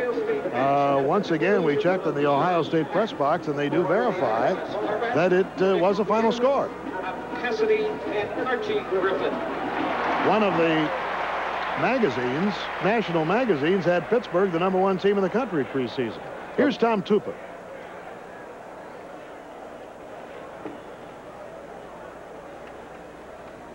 A 21-point lead. The Buckeyes now give the ball up. Oh, what a kick. That sends Smith way back to about the 5-yard line. And down he goes at the 14. Well, the Hawkeyes have plenty of time. 4 minutes and 49 seconds to go in this first half as Larry Kolick made the stop on Smith. However, with a 21-point deficit, the question is, what do you do? Do you just try to keep control of that ball and make a sustained drive, or do you try to pick them all up? Well, Iowa is a big play football team. They like to score quickly, but the biggest thing you have to do in this situation is have patience and don't try to get it all back at once. Well, especially when you still have 30 minutes of football in the second half. Absolutely.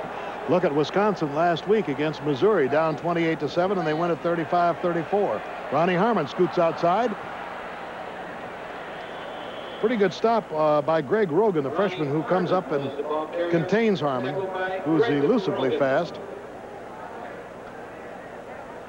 A power sweep, go to the short side of the field, but the short side corner for Ohio State, number 29, Greg Rogan, keeps him contained from the outside in, but he still picked up good yardage, 2nd and about 2.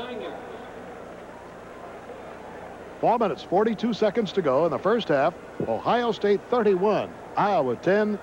What does not show up on that scoreboard are the 3 costly turnovers. If you figure a score for each one of those, there's your 21 points. Nice hole opens up, and a first down by Ronnie Harmon as Larry Kolick and Sonny Gordon make the stop. There's another flag on the play, Bill.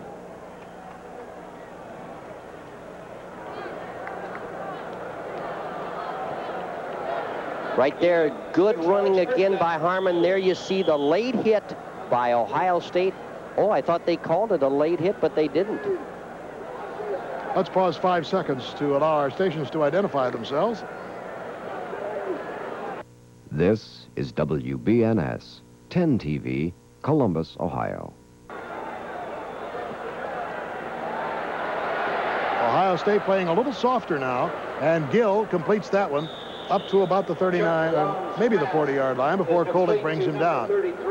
I said earlier, and I think it bears repeating, that Earl Bruce's philosophy coming into this game was to allow Chuck Long to complete the passes that Ohio State wants him to complete, but not that he wants to complete. And that's really, except for the one touchdown pass in the end zone, has been the story.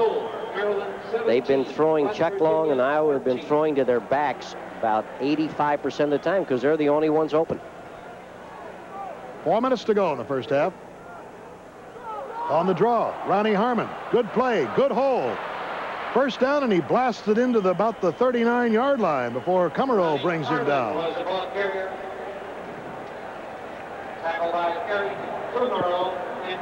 Ohio State is backing way off. Their linebackers are lined up deep. They're backing all the way back. Good block downfield.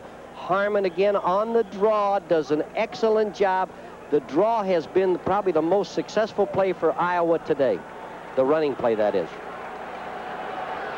First and 10 on the 39-yard line. Ohio State leading 31-10. Harmon again has a good opening on the left side of the line and struggles to the 30.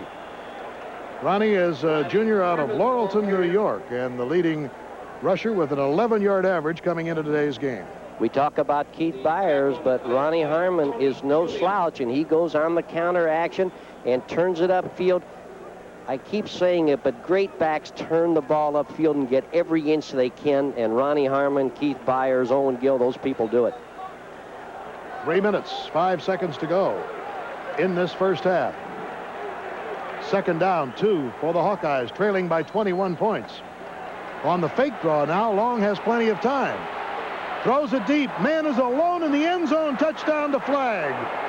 Mike Flagg, the tight end, had gotten deep in the end zone. Terry White was standing there and was absolutely helpless to get to him. What a play. 31-16.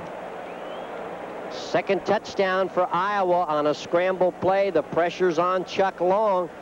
At first, he can find no one downfield. Ohio State had a partial blitz on for their inside linebackers, and they made the mistake, the secondary, of leaving Mike Flagg all alone. He was catching a cold right in the end zone. Touchdown, Iowa. Watch the full field coverage. There is no one open right now. Now Flagg just starts to drift to his right, and he's open, wide open in the end zone. I believe Terry White just left him. And the extra point is good by Tom Nickel to make the score 31-17. I imagine Terry White is going to have a little session with his defensive secondary coaches. He's been burned twice. Of course, we're conjecturing it was Terry White. It might have been a zone coverage. It might have been someone else, but he was the closest guy, if there was anybody close to the receiver, Mike Flagg of Iowa. I think the point that you made earlier is that Iowa is a team that is explosive, that can score quickly, and certainly the Hawkeyes prove that. We have just 2:49 to go, and the margin has been narrowed to 14 points, 85 yards in 6 plays. Next Saturday, Sportsview presents the Boilermakers of Purdue, and they will invade Spartan Stadium in East Lansing to face the Spartans of Michigan State. That'll be at 3:30 Eastern Time, so we invite you to be with us for the Big Ten Game of the Week on Sportsview next week, and then in 2 weeks, we'll be in Ann Arbor for that rivalry between Michigan and Michigan State. Keith Byers and John Woolridge are back, and I don't believe they will try to kick it to either of these two. I think they may go for the short kick again. The Hawks have been burned by a couple of real long kickoff returns, one of almost 50 yards, the other of 34 by Woolridge. Yep, they kick it short. And it's hard to handle. Picked up by one of the short men. That's Barry Walker, who is the second-string fullback who plays on the specialty team, and he's on the 26-yard line. Bill, you should have been a special teams coach. You called that perfectly. Boy, give him that knuckleball and eliminate Wooldridge bringing up the field. Now what Iowa has to do is to concentrate on getting the football back with 2 minutes and 43 seconds to go in the first half. Lanise goes out wide to the right.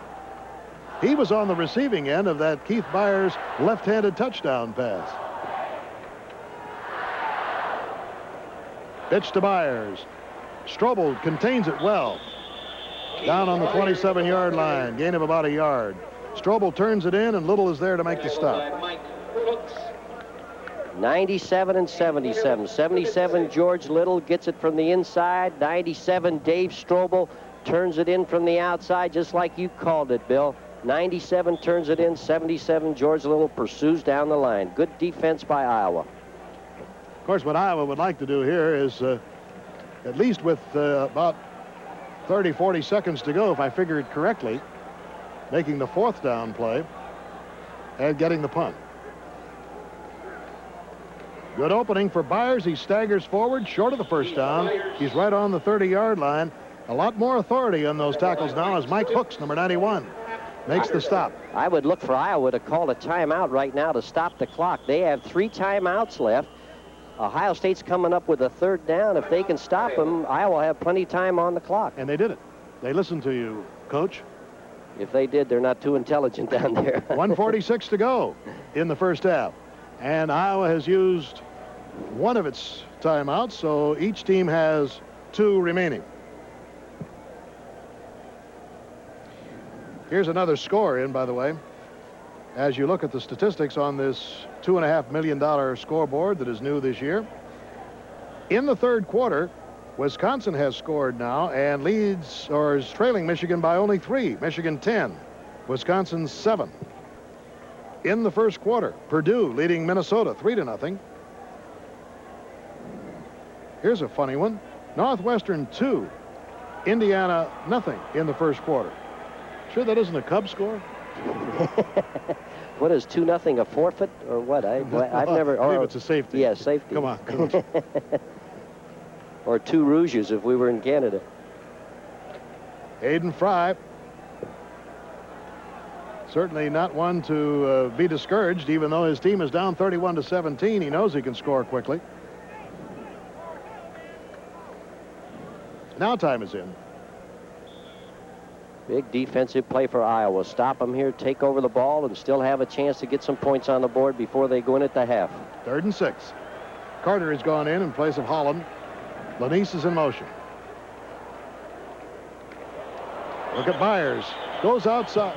No, good fake, and it's Strobel on the quarterback. Thought for a moment Byers on the fake had gotten the ball, but it's a sack back about the 27-yard line. Let's look at the ball handling again. I'm sure Ohio State thought that Iowa would be so anxious to jump on the ball that they would forget Tomczak on the bootleg. But Dave Strobel, number 97, alert defensive play. You're responsible for the bootleg. He knocked Tomczak down. I'll tell you one thing. If Byers had gotten the ball, the man who was covering him stumbled and was down on the ground, and Byers could have gone all the way. 4th down. A little over 8. Tom Tupa, the freshman, has gone in the lineup. Robert Smith is back. Earl Bruce says Tom Tupa is the best punter he has ever seen, and that is saying something. They've had some great punters at Ohio State. Wisconsin 7. First quarter, Northwestern 2, Indiana 0. Good look at Tupa. And first quarter, Purdue 3, Minnesota 0. Watch how high he gets that leg. He had a 60-yarder last week. I'll tell you, a freshman averaging almost 47 yards a kick is impressive. Look at this one. Smith has to back up for it at the 22. Ooh, big hit at the 32-yard line by Scott Leach on the specialty team, number 8. So it is on the 32-yard line. We have 1 minute and 24 seconds to go. as the Hawks were able to maneuver that clock rather well with their skillful use of the timeout. That was a 51-yard boot by Tupa, which will increase his average a little bit. Now, Rick Verzano, what do the Hawks do? Well, they stay with their game plan of trying to hit the ball to the outside, but they have timeouts. I would say one of these times they're going to take the ball and take it right in the inside. Look at this. Ronnie Harmon on the draw. And he runs out of bounds at the 44-yard line to stop the clock as Jeff Cargile was on his trail. I've seen so much awareness by players out on the field today. Ronnie Harmon on the draw knows he wants to pick up as many yards as he can, but he wants to get the ball to the sideline and get out of bounds, and watch him get out of bounds. Good play, good thinking, Ronnie Harmon. First down on the 44-yard line. 1:17 to go, first half. It's a 31-17 ball game. Mike Flagg, who has just scored the most recent Iowa touchdown, split out. Long throws to Harmon. Harmon goes out of bounds at the 49-yard line. 1:10 to go. I'm sure what is in the mind of the Hawkeyes is to get it close enough. If they can't get the touchdown, at least get 3. But Ohio State is giving Iowa the underneath stuff, and Iowa is taking it just like there to Ronnie Harmon again, a good little juke. Ohio State's defense is really dropping way back, and they're saying if you're going to get in there, you're going to get in there with the short stuff and use the clock up, but Iowa is getting out of bounds and stopping the clock.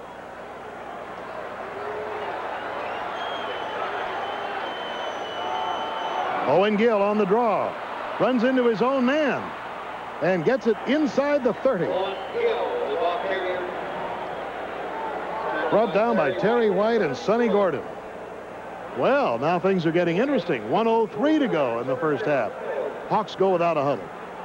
The offensive coaches of both teams are right on the ball. They're calling things the right way. Draws, sideline stuff for Iowa. Good plays. Long looks to the sidelines and throws it out of bounds. Stops the clock, 55 seconds to go. He had to burn it down to do that. Chuck Long saw Happel covered down the sideline. Happel had been shoved out of bounds, and wisely Long just threw the ball further out of bounds. He knew no one could intercept it. J.C. Love Jordan races in, number 15. He scored a touchdown for the Hawkeyes, their first TD of the day. Flagg got the second one, and the field goal by Nickel accounts for the 17 points. Well, there was a marker thrown before the ball was snapped. I would suspect a delay here. Procedure, somebody moved. So it'll cost him 5. Pick it up from the 29 back to about the 34-yard line. I think that's one of the best calls they've made as far as penalties. You remember when the offensive person used to move on the offensive line, they would just jump and really cream him, and there were injuries and there were fights involved. Now when he moves, they stop it, and it's a penalty, and I think it's a good call. 53 seconds to go. Illegal snap. Offense. Well, I guess there wasn't much question about that.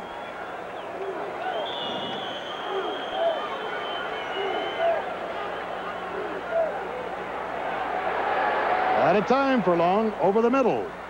And it's complete to the 25-yard line of Bill Happel. Iowa has one more timeout, and the clock is moving. 34, 33. Long marks the play to either side.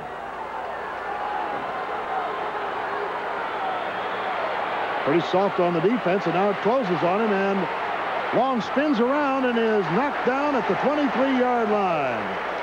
Everybody was covered. He couldn't do a thing with it except eat the football, and he's down with 13 seconds to go using the last timeout. Now, if we speculate here on the field goal, it's going to have to be somewhere about 40 yards. Well, they really don't have any choice, but I believe go for the field goal, and Hayden Fry's got his hands up. He's not sure, and he's saying, How did the pass protection break down? Where was the... But it was great coverage. You called it. You said there was no one open, and there wasn't. Long had no one to throw to. The rush finally did get to him, and Long almost came out of it, showing his great athletic ability. But it's now 4th down. I don't believe they have any choice. I believe they've got to go for the three-pointer. Well, I remember a young fellow by the name of Tom Nickel who kicked a 52-yarder a couple of years ago in Ann Arbor to beat Michigan 9-7 in a hair-raising game.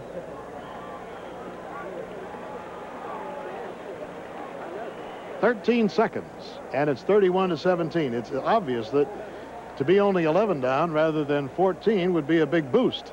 And a few moments ago, they were 21 points down, and this shows you the character of college football teams. They can come back. They're never out of a football game. Be about a 41-yard try. Number 52, Brian Foley. Number 12, Mark Vlasic. Vlasic holding, and Nickel will try into the wind. And he's got enough foot. It hangs up there. Looks pretty good. It is. Tom Nickel has given the Hawkeyes their 20th point. And so after failing on a 53-yarder earlier, he puts a 41-yarder up and through. And with 8 seconds showing on the clock, the Hawkeyes have come back from a 21-point deficit to trail now by 11. And the strategy here is, where do we kick the football? And Tom Nickel is talking to Hayden Fry just about that. The big thing you want to make sure you do when you do squib kick it, that you put it down far enough, because Ohio State will have time probably for one play. And they have Spangler in the wind to their backs. Well, it's been quite a first half, 51 points. And I don't think it's going to diminish much.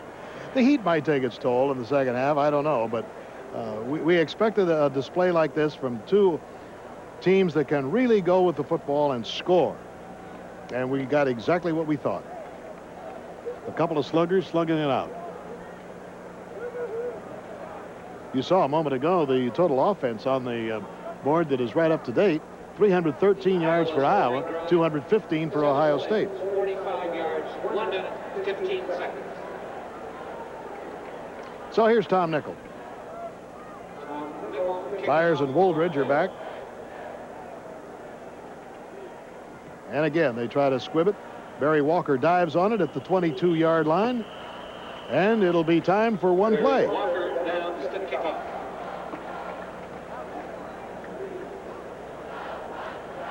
Absolutely no time elapsed on the clock, because an offensive man must touch the ball, and he was down, and as soon as he was down, the whistle blew, so Ohio State still has 8 seconds. Tom Zach trots onto the field, says something to Judd Groza, number 85. There's a famous name in football, Groza, number 85 in your picture. Lou Groza, one of the all-time great place kickers ever, and his father of Judd Groza comes from good stock. And they just wedge it into the line to eat up the final seconds. I think you're going to hear quite an ovation for both of these teams as they leave the field at halftime. It's been a brilliant display of Big Ten football.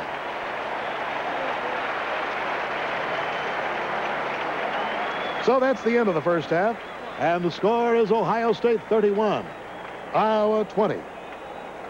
We'll return with our halftime activities on this Sports View Big Ten Football Network following this pause for station identification.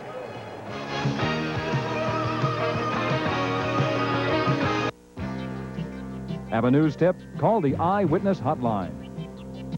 It's Honda Truckload Caravan Days. Truckloads of new Hondas are rolling into your Columbus Honda dealer. A super selection of Ohio-made Hondas, featuring the car you'll want to see, the Accord hatchback. Don't miss the exciting Civics and more. It's a truckload of Ohio Honda value. Honda has confidence in Ohio, and now you can buy with confidence at your Columbus Honda dealer. Hurry, don't let the Truckload Caravan pass you by. Your value dealers.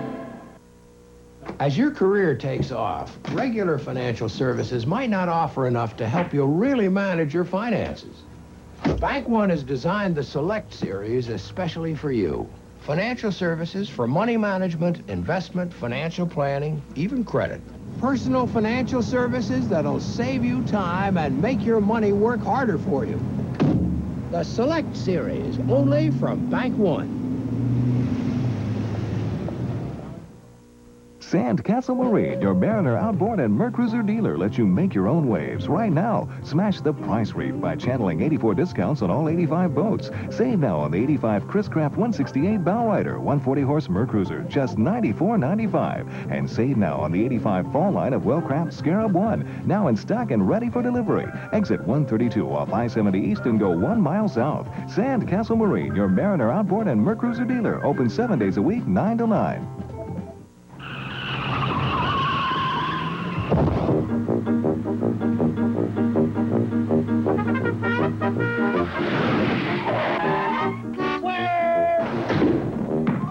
When you drive to Wendy's and order a single, you get more beef than the Whopper or the Big Mac.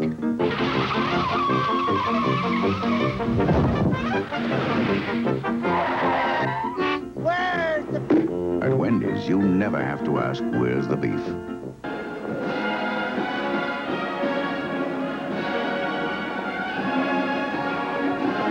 The famous Ohio State Marching Band is on the field here in Ohio Stadium at halftime on a very summery fall afternoon on this first day of fall, but I guess it really doesn't arrive until 4:33 Eastern Time today, so officially we are still in summer, and I think we all feel it.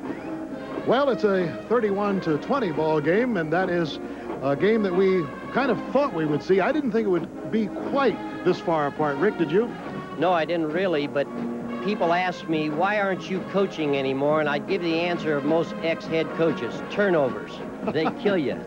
Let's take a look at the scoring summary in this first half. Ohio State scored with 6:10 to go in the first quarter as Spangler kicked a 23-yard field goal. Then Iowa came right back to tie it up on Nichols' field goal of 30 yards. Then Ohio State in the first quarter with Byers on a 50-yard explosive run made the score 10-3 at the end of the first quarter. Then Iowa tied it up, going 24 yards in 3 plays as Love Jordan got loose in the end zone. Long spotted him, and we had a 10-10 ball game. Then Ohio State came back, moved 66 yards in 10 plays, and Byers was on the receiving end of the touchdown pass from Tom Zeck of 14 yards. It was 17-10 Ohio. Ohio State then intercepted a pass on a deflection as Kolick got the ball, ran 25 yards. It was 24 in favor of Ohio State to 10 for Iowa. Byers then passed his left-handed pass to Lanise, who surprised everybody here, and that made the score 31-10. However, the Hawkeyes came back and went 85 yards in 6 plays, and Long found Flag in the end zone for the score. And then, as you saw, with 8 seconds to go, Nickel came into the lineup, and he booted that field goal of 41 yards, and we have a 31-20 game. Let's speculate a little bit here with Rick Forzano about what Iowa might do, since they did win the toss and deferred their decision to the start of the second half. They will have their option. I'm sure they'll take the ball. Oh, I'm sure they will, because Hayden Fry is an offensive-minded football coach. I feel Iowa, all they've got to do is cut down, no turnovers, and they will move the ball on Ohio State. Well, that's it for us. Let's go down and join Jim Bonds on the field. Thanks, Bill. Thanks, Rick. Hello again, everyone. A great halftime show activity planned for you today. We've got the Ohio State Band behind us. Also, we will be visiting with Big Ten Commissioner Wayne Duke. And also, our Big Ten flashback today will focus on Vic Janowitz, one of the Heisman Trophy winners here at Ohio State. Right now, the OSU Band.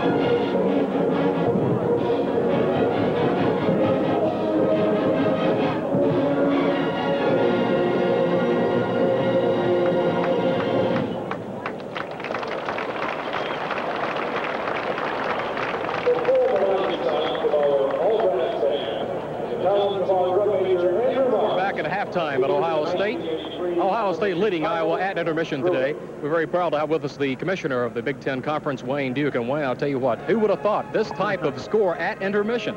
I can't believe it, Jim. Can you imagine that? 51 points in the first half of a great football game matching two great defensive teams. Of course, today kicks off the conference race inside the Big Ten. And I'll tell you what, if today's first half is any indication, the whole conference race is going to be something special before the end. I think so, Jim. I've always said the coaches are the best barometers of what transpires in Big Ten football, and they said it'd be very competitive, and competitive it's going to be. Wayne, this year, let's be honest, a lot of people have talked about a saturation point for college football. They say, well, college football this year will reach its peak and will have peaked out. But if you look at the Big Ten, that is not the evidence so far. Certainly not. Jim, I've always said Big Ten football is America's most popular spectator sport. It's evident by the crowd here today, 89,000 people, the second largest crowd in Ohio history, and I think that's the way it's going to be all through the 1984 season. Wayne, as Big Ten Conference Commissioner, do you get around to see a lot of the games, or are you pretty much behind the desk? No, we get out on Saturday afternoons. This is what makes the job very worthwhile, Jim. This is the fun part, huh? That's right. This is the fun part. Whenever you go out to a Big Ten stadium on a Saturday afternoon, and have those tingles up and down your spine, that's what makes the job very good. Wayne, in just a few minutes, we'll be talking with Vic Janowicz, one of 4 Heisman Trophy winners from Ohio State. Now, I guess that's one of the things when you talk about this conference in Iowa, Ohio State, all the other great schools, that makes this conference special is the tradition, because it goes way back. That's right, Jim. You will have 4 Ohio State Heisman Trophy winners here in the stands today. Archie Griffin, a 2-time winner, Vic Janowicz, Dr. Les Horvath, and Howard Hopalong Cassidy. Very few institutions or a conference can boast that many of the Heisman rank. Wayne, thanks so much for coming by and visiting with us. Good luck to you and the conference in 1984. Well, we're very pleased to have Sportsview as part of our team to bring Big Ten football to our millions of Big Ten fans. Very good. Thank you. Commissioner Wayne Duke of the Big Ten Conference will continue from Ohio Stadium in just a moment. It is halftime with the score, Ohio State 31, Iowa 20. We'll take a break and return after this message from your local stations.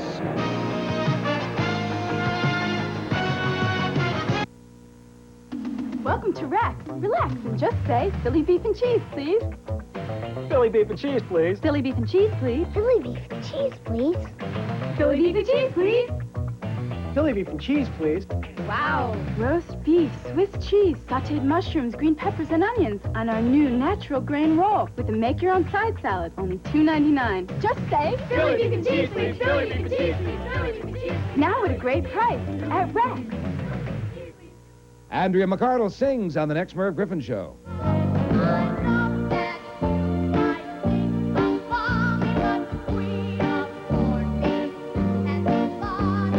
You'll meet the personal secretaries of Joan Collins and Liz Taylor.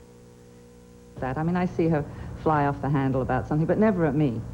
She spent 25 years of her life with him, and it was all very sad. Dynasty's Billy D. Williams. Merv, Saturday night at 7 here on 10 TV.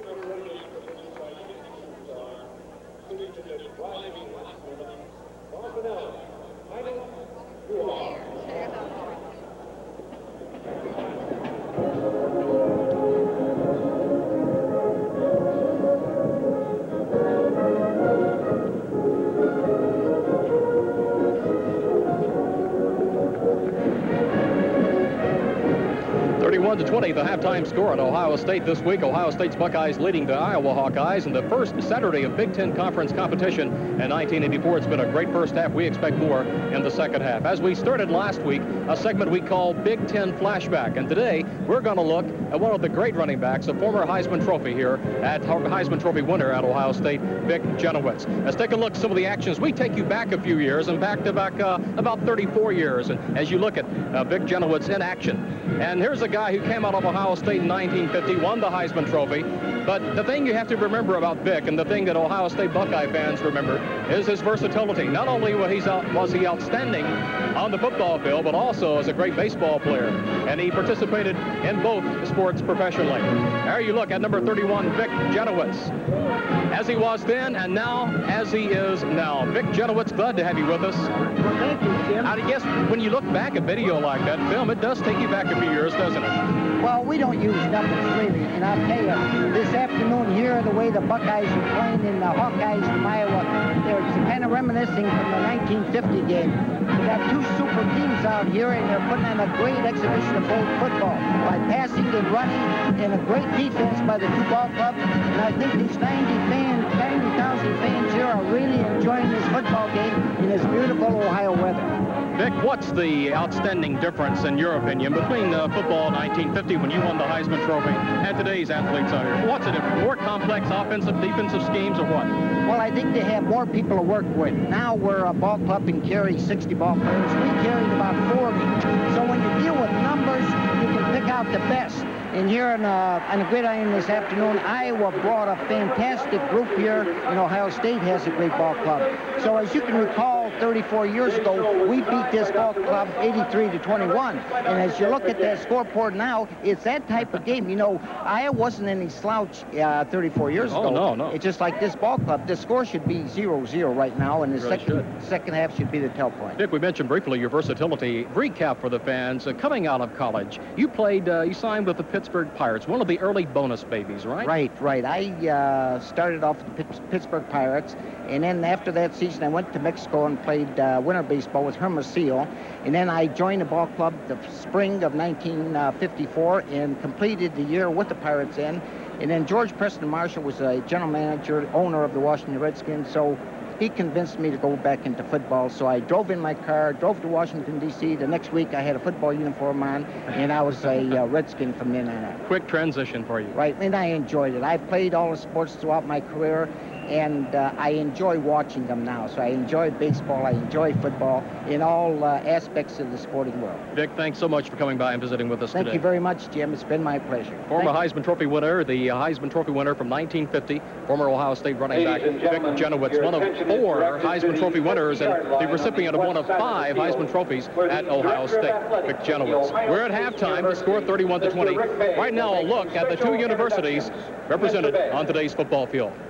Ladies and gentlemen, it's my pleasure to introduce to you this afternoon Dr. Bob Bowen, president of Varsity O Club, who is going to present to you the 1984 inductees into the Ohio State Sports Hall of Fame.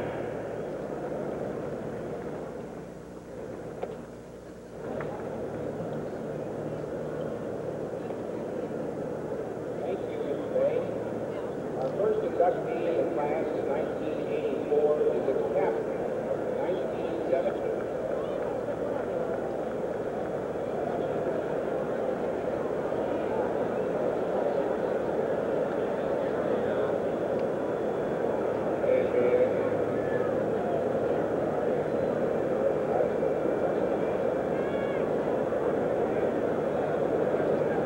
Don't tell me the damn mic screwed up.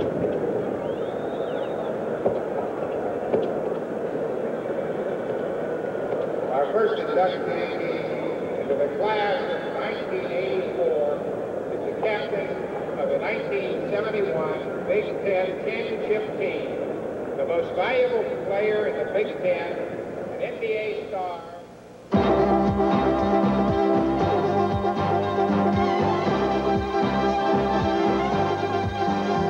This is the University of Iowa, a pace setter for the 1980s, where teaching and research are improving our health, strengthening our economy, preparing tomorrow's leaders. A distinguished faculty committed to teaching, research, and service. This is the University of Iowa, since 1847, proud of its leadership and innovation in public higher education.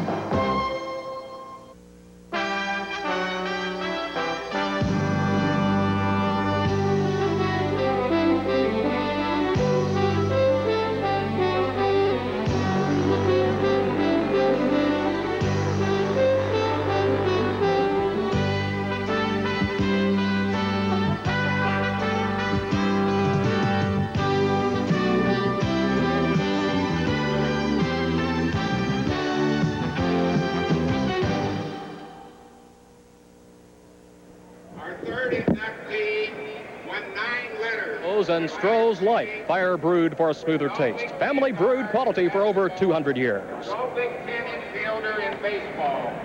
former head coach at Ohio State University in baseball and basketball, winning Big Ten titles in both. He's a former athletic director at Wichita State, Nebraska, and Northwestern. Tippy Nye.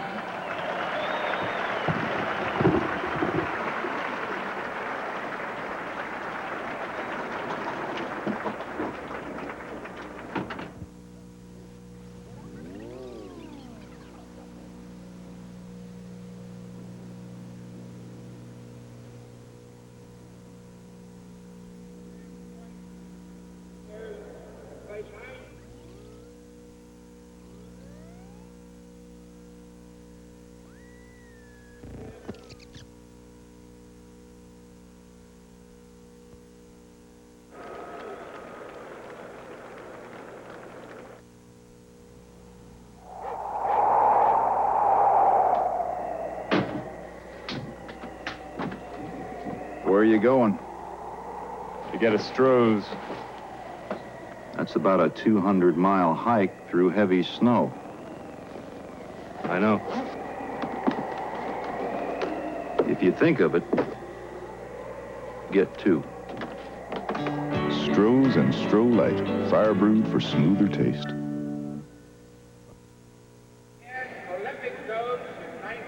Whether you root for the Ohio State Buckeyes or the Iowa Hawkeyes or any of the Big Ten Conference schools, this is an item you need to be aware of. If you're a Big Ten Conference football fan, you'll love the Big Ten Yearbook. All the information about all the teams in the Big Ten Conference, the statistics from last year, the team records and conference records. It's something for the real football fan.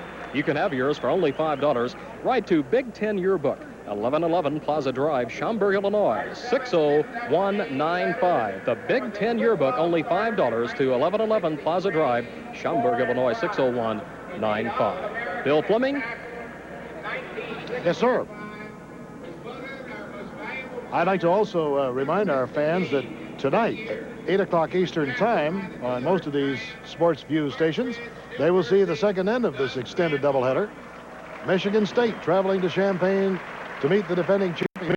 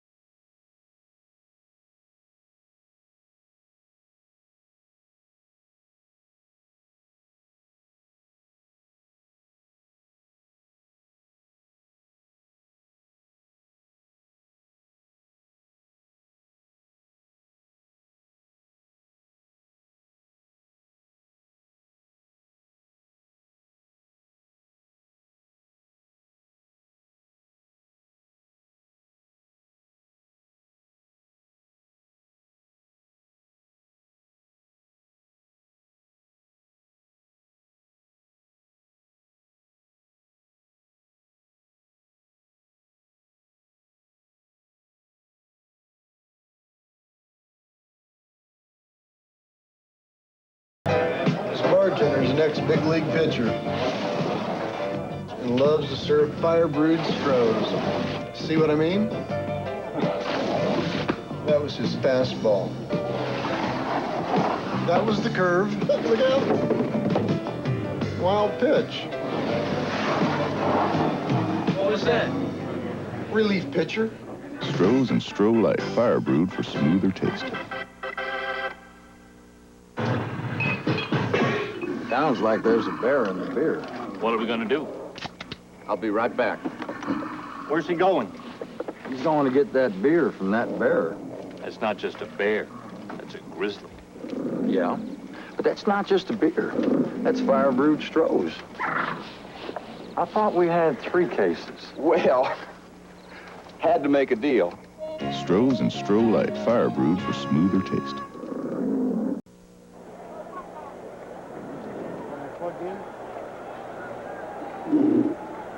Kicking off for Ohio State, number 10, Rich Spangler.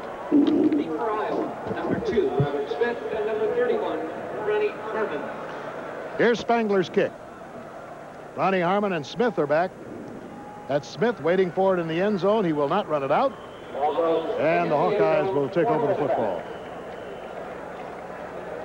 Now let's take a look at the Ohio State defensive team. Dennis Houston as a linebacker. He plays as a defensive end. Then Preselius at 252 pounds. Tony Giuliani had a great first half at middle guard. Dave Morrill, the defensive tackle out of Centerville, Ohio. And Byron Lee is also a defensive end, if you want to call him a linebacker, but he's really the defensive end on the 5. Spielman was hurt in the first half with a bad ankle, did not start or would not start in the second half. William White, Greg Rogan, Terry White back in that secondary. Sonny Gordon, number 7, very active in the first half. And Terry White probably had a little lecture at halftime. Here's Long on first play, down the middle. It's almost picked off. Scott Halverson was the intended receiver, and Pepper Johnson almost got that one. On the offensive side of the ball, to begin the second half, we have Chuck Long, the quarterback, Gill, and J.C. Love Jordan, along with Ronnie Harmon. You're always looking for linebackers that can get depth on passes. Pepper Johnson got back there and almost stepped in front of it and had an interception for Ohio State. On the delay, little draw play, and Ronnie Harmon gets the most out of it. Pepper Johnson's there to meet him. Ronnie Harmon, the ball carrier. Sonny Gordon and number 97, Dave Preselius. Tackled by Larry Coley. I don't know whether the heat is going to take us toll in the second half, but the Iowa defense certainly had a long time to play in the first half. Long, Gill, Bush, Halverson. Well, Bush didn't make the trip today. As we mentioned at the beginning of the game, he is back in Iowa City with a bad foot. So that's why they're going with those 2 backs, Harmon and Gill, in the same backfield. Third down. Oh, a lot of pressure. He had to go all the way back to the 3-yard line. Owen Gill was the intended receiver, and Sonny Gordon had a beat on him. Dangerous, dangerous play, but Iowa had a screen pass on into the right flat. Long looks over there. Ohio State has great coverage on it, and, oh, that was fortunate to throw a pass like that so deep. It's 4th down, Iowa. Deep for the Buckeyes, Mike Lanise. Mike Lanise is deep out of the punt by Costrubala. And he takes it at the 34. Good kick into the wind. So with 13:59 to go in the third quarter, we still have a 31-20 count. We'll keep you up to date on those other scores in the fourth quarter in Ann Arbor. Michigan now leading Wisconsin 17-14 in a thriller. Northwestern over Indiana 9-7 in the second quarter.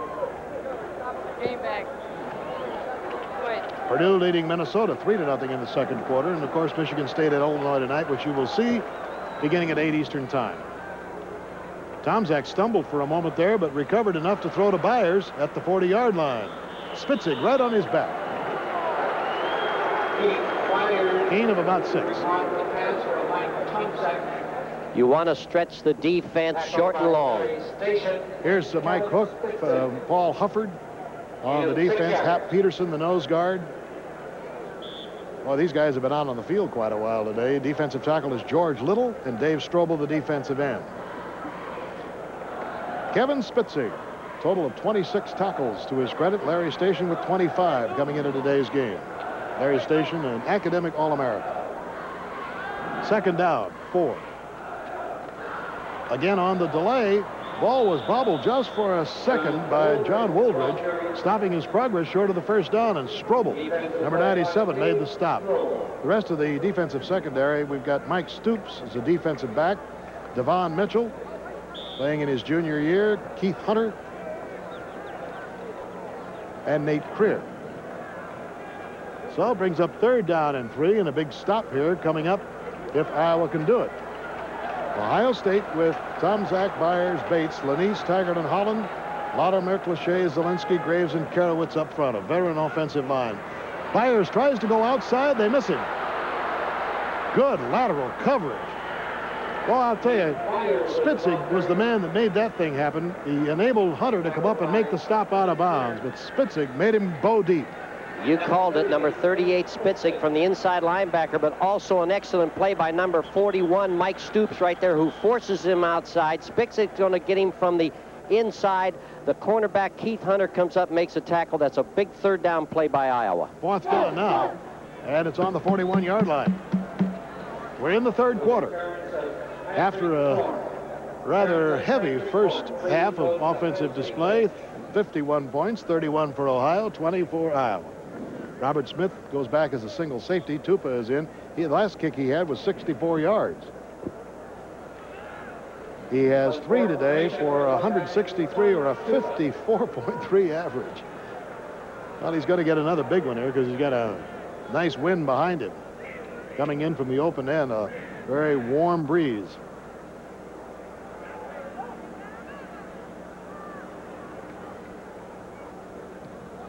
Oh, what a kick. This one turns over and will go into the end zone. Too good. So the Hawkeyes will come out, and they'll have it 1st and 10 on the 20 after a 59-yard boot. 31-20. We'll be right back after this message.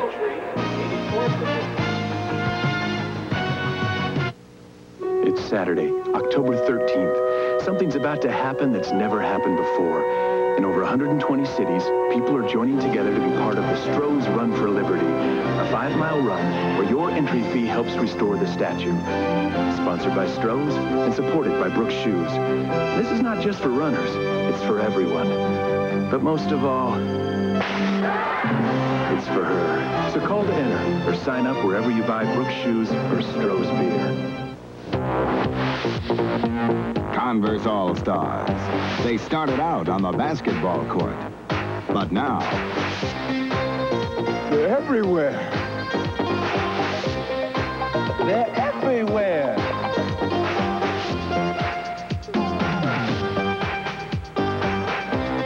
They're everywhere. Converse All-Stars. Look for them everywhere. Official athletic shoe of the 1984 Olympic Games. Chuck Long spent that time out talking with Hayden Fry, using up every last second to do so. Trying to plan the strategy here with his team 11 points behind beginning of the third quarter. The defense held the Buckeyes, forcing the punt.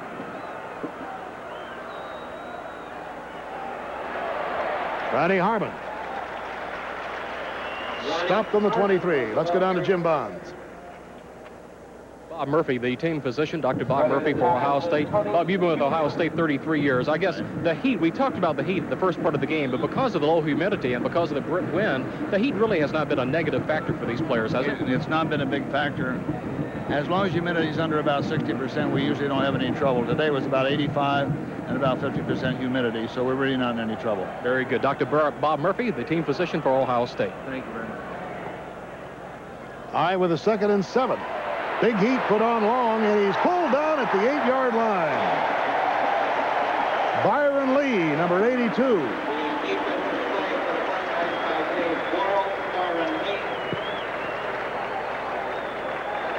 Good call. You have him down in the sack in your Ohio State, and you want to put the pressure on him, and you put a little stunt with Crecelius.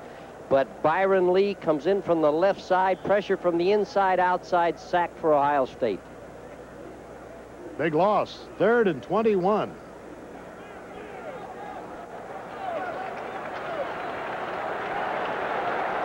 Iowa trailing here in the third quarter by 11. On the draw, Ronnie Harmon is snagged, still manages to get up to about the 9-yard line. Morrill and Kummerow getting through to make the penetration. And it forces the 4th down punting situation. Well, you'd have to say that series belonged to Ohio State. Their defense was attacking on all 3 downs. Here is Costrubala. 89,733, the second largest crowd in the history of this great old horseshoe. High kick, bobbled, and it's a loose ball covered by Iowa. Mike Lanise could not find a firm grasp on the ball, and he loses it at the 48-yard line. What a break for the Hawkeyes.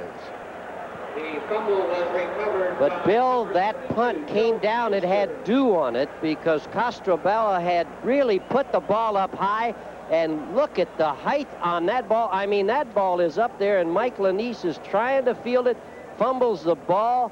Big turnover of events for Iowa. Good coverage, good recovery of the fumble. Number 72, who is a specialty player, Joe Schuster, got the football at the 48-yard line of Ohio State. The Hawkeyes trailing here in the 3rd quarter, 31-20.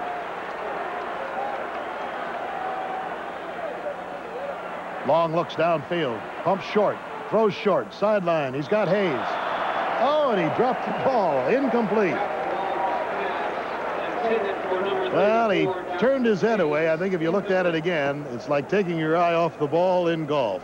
You're going to whip. That's right. I give credit to that to Sonny Gordon, the strong safety at Ohio State. I mean, he's coming up. He had made one strong hit on Hayes already today, and I think Hayes just kind of glanced at Gordon and said, hey, I dropped the ball. 2nd and 10. We're in the 3rd quarter. 31-20 is the score. Ohio State.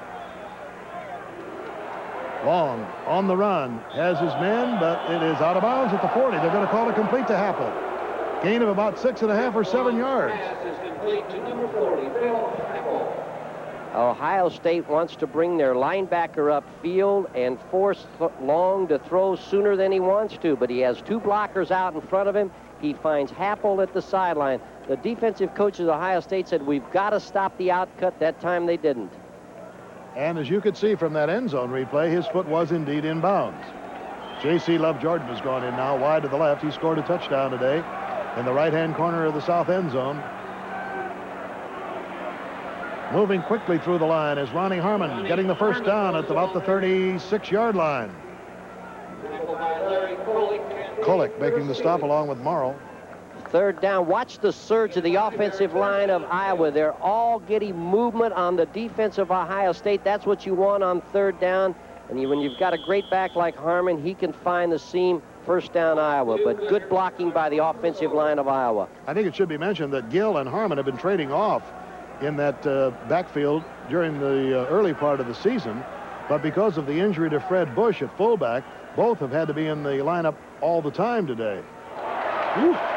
I guess I'd change my direction if I saw Darrell Lee at 265 pounds ahead of me. Darrell Lee, number 95, the nose guard, playing right over the center, made a step-around move to his left, and the center blocked space, and Darrell Lee was right in the face of the ball carrier of Iowa. 2-yard loss on the play, and it makes it 2nd and 12.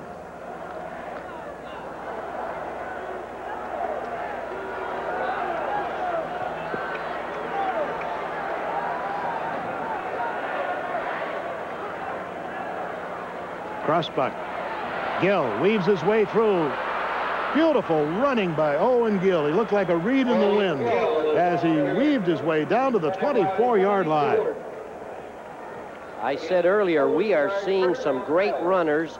This time it's a little counter action by Iowa. Excellent, because the Ohio State linebackers took that one fatal step to the left, but Owen Gill made a lot of that on his own, those little juke steps.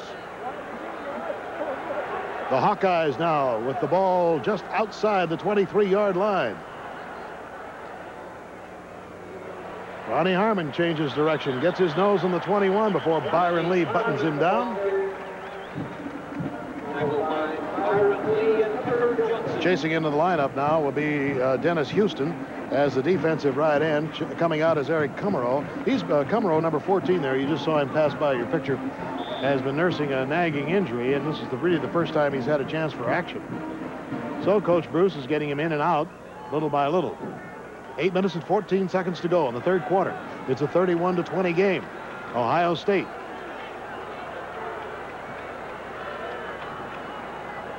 Second and 8.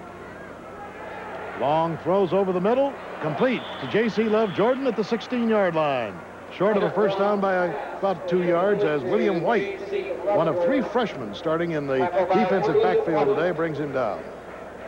He leads the team in total tackles, as a matter of fact, with 19. And I believe he leads the team in total tackles because they throw a lot of out patterns. Every team that's played Ohio State, they're trying to pick on the corners, but this time White makes the tackle. But it is about a 4 to 5 yard gain. It's now third down and 1.5 yards. Tim Sennett has gone in at fullback, number 17. The lead man in the eye. Lays the block for Harmon. Harmon breaks loose. And he skids to the ground at the 8-yard line. Sonny Gordon making the stop. Boy, I'll tell you, Byers may have been the man of the first half, but you cannot overlook the contribution that Ronnie Harmon has made to this Iowa team. But Ronnie Harmon is also getting excellent blocking at the line of scrimmage, but it's all him after he got to the linebackers, and he did it on his own. Harmon has 17 carries for 77 yards. First and goal to go for the Hawkeyes. They're trailing 31-20 in the third quarter. Now Gill has gone back in. He's the lead man. He slipped the ball to Harmon. He hits a stone wall at the 7-yard line. Byron Lee, number 82, and you'll see number 58, Dennis Houston, down at the bottom of that pile. On defense, you tell your defensive people, keep your feet clean. In other words, don't get knocked down. There is not one Ohio State player knocked down until right there at the ball. They did a good job of getting off their blocks, the Ohio State defense. Second down. The ball is on the 7. It's second and goal to go. An intimate look at Chuck Long, the quarterback. It's often been said that he's worth another coach on the field. He really knows how to read the defenses. Slips the ball to Ronnie Harmon. He slides to about the 3.5 or 4 yard line before number 57, Dave Morrow, brings him down. In this half, it looks like the Iowa offensive line just is getting more and more confidence that they can block the Ohio State defense. It'll be interesting to watch how they come down into this scoring zone now with a big third down play. Timing is good, too. They're just delaying that handoff just enough for those blocks to be laid. Third down. The ball is on the 4 yard line. It's goal to go for the Hawkeyes. We're in the third quarter with 5:51 to play, and the Hawks are trailing. Power eye in the backfield as Sennett has gone in. Long shuttles across. He is snagged. Who was the man who seeped through there? I think it was 58, Dennis Houston. To the left of your screen, you're absolutely correct. Dennis Houston on the down-the-line option. He was playing both the pitch and the quarterback, came back and made an excellent play on Long. Fourth down, the moment of truth again. Well, I would like to conjecture that they'll go with Ronnie Harmon. Listen to the roar from the end zone. And is facing Chuck Long. Eddie Polite. Long blasts it in for the touchdown. A great call by Chuck Long. And he has given the Hawkeyes their 26th point, and it is silence on the other side of the field, except in the Iowa cheering section. Boy, what a nice hole between guard and center. Excellent call again. The play before, you'll remember he got stopped on the option, but they had one man covering the pitch man and the quarterback. Iowa saw that upstairs. They said, hey, we'll come back with it. Look at the surge. See, Dennis Houston had to take the quarterback and the pitch. He couldn't handle it. Touchdown, Iowa, and we've got a football game. 4 minutes and 56 seconds to go in this third quarter. Iowa is talking it over with Hayden Fry and Chuck Long. Timeout on the field. The score 31-27. We'll be right back after this message from your local station. It's Honda Truckload Caravan Days. Truckloads of new Hondas are rolling into your Columbus Honda dealer. A super selection of Ohio-made Hondas, featuring the car you'll want to see, the Accord hatchback. Don't miss the exciting Civics and more. It's a truckload of Ohio Honda value. Honda has confidence in Ohio, and now you can buy with confidence at your Columbus Honda dealer. Hurry, don't let the truckload caravan pass you by. Your value dealers. You work hard for your food dollars, and nobody works harder to save them than Kroger with cost-cutter prices. Save over $20 during coupon days at Kroger. With coupon and $7.50 purchase, save on items like the 5-pound bag of Kroger granulated sugar, just $1.29. Betty Crocker cake mix, 18.5-ounce box, 59 cents. And the 12-ounce can of Minute Maid frozen orange juice, 88 cents, and many more. Cut your costs every day with cost-cutter prices, only when you go Krogering. Well, there's a possibility here that Iowa might go for 2 points. You take a look at the scoreboard, you got a 31-26 count. It would make it 31-28. I'm not so sure 1 point really does much for them. Oh, I think it's the right move to go for 2 points because you pull within the full field goal range. Right. This way, if you make the field goal or the extra point and kick it, it's 31-27. You still have to score a touchdown. Good move by Hayden Fry and his staff. All right, he puts Sennett in there. He's got 2 fullbacks, actually, Owen Gill and Sennett, and he's got Ronnie Harmon behind him. Sennett in motion. Pitch to Harmon. Going to throw. Lob pass. It is incomplete. The intended receiver fell down. Sennett was wide open, but he tripped and fell, and it falls short. I believe, though, that Ronnie Harmon throws a little bit of a mortar shell here, and he allows the Ohio State people who were really fooled. It's really up there high, and Sonny Gordon and all the Ohio State people can react to the football there, and I just think he should have thrown it sooner. Yeah, but he stumbled. I mean, Sennett fell down. I think he could have gotten the ball. Anyway, he got his legs tangled up. Score remains the same, 31-26. 5 minutes and 18 seconds is all it took for the Hawks to come down.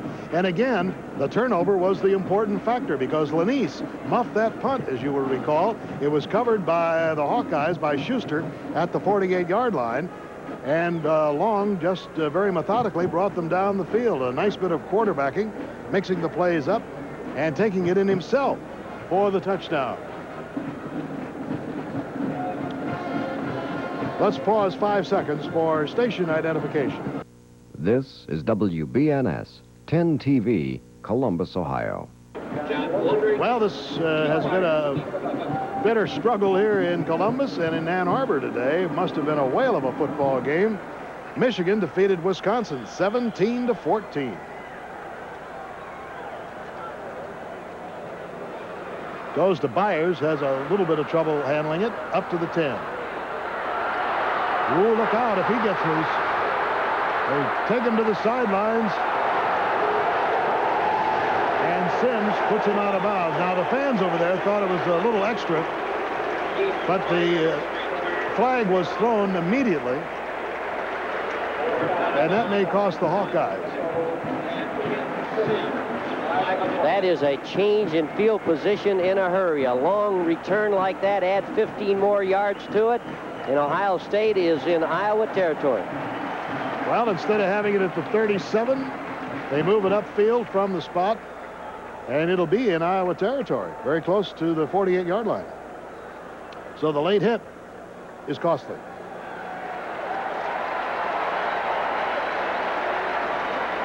That's better.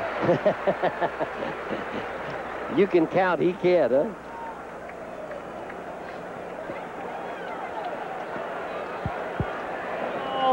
Personal foul, White. Keith Byers, Mr. Do-It-All, watch him, sucks them all to the inside, and now just has that great ability to shed blockers, turns it up. Big return, Keith Byers. Tom Zach rifles one out to Taggart, too far.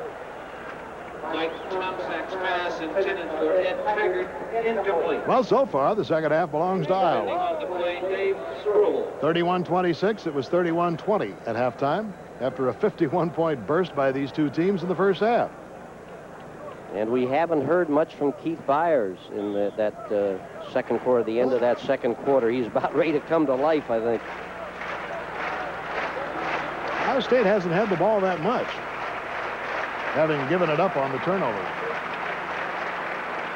Now Byers on the delay, grinds it forward to about the 45-yard line. Next week, Iowa will return home to Iowa City to take on the defending champions from Illinois, and Ohio State will travel to Minnesota for a game on Saturday night. Good look at Keith Byers, who did everything in the first half. Ran for a touchdown, caught a pass for a touchdown, threw a pass for a touchdown. In total yardage, it's kind of interesting. Iowa has 351 yards today, 125 by passing, 226 by passing, 125 by rushing. And Ohio State, 227. Tomczak turns and throws to the sideline. It is going to be an interference call. Carter caught the ball. Keith Hunter was on his back. Let's see. You take it back 15 yards from the line of scrimmage, whether it would give them more than the completion. I believe it would. At the top of your screen, Ohio State really stretches the defense of Iowa. They had Byers short. They had Chris Carter at the sideline. Tomczak throws it back. A strong arm throw into the sideline. Big play, Ohio State. Well, they're trying to figure out, with the new pass interference rule here, 15 yards from the line of scrimmage instead of from the spot of the foul, means that you take it 15 yards from the 44. I believe it would give them a couple of extra yards. Yeah, just about on the 30 instead of the 32. First down. Iowa penalty, defensive pass interference. Bill, that was a very well-thrown football. He didn't have much room to put that ball in there, and he drilled it Tomczak right to Carter. Pass interference on the defense, declined. First down, they declined it. Well, that baffles me. He was out of bounds on the 32, and they give him the ball on the 30. I think the Downs people are confused, too. I have a delay here as they have to change the box. I think he'll change his mind here, maybe. No? Well, it's a first down on the 30.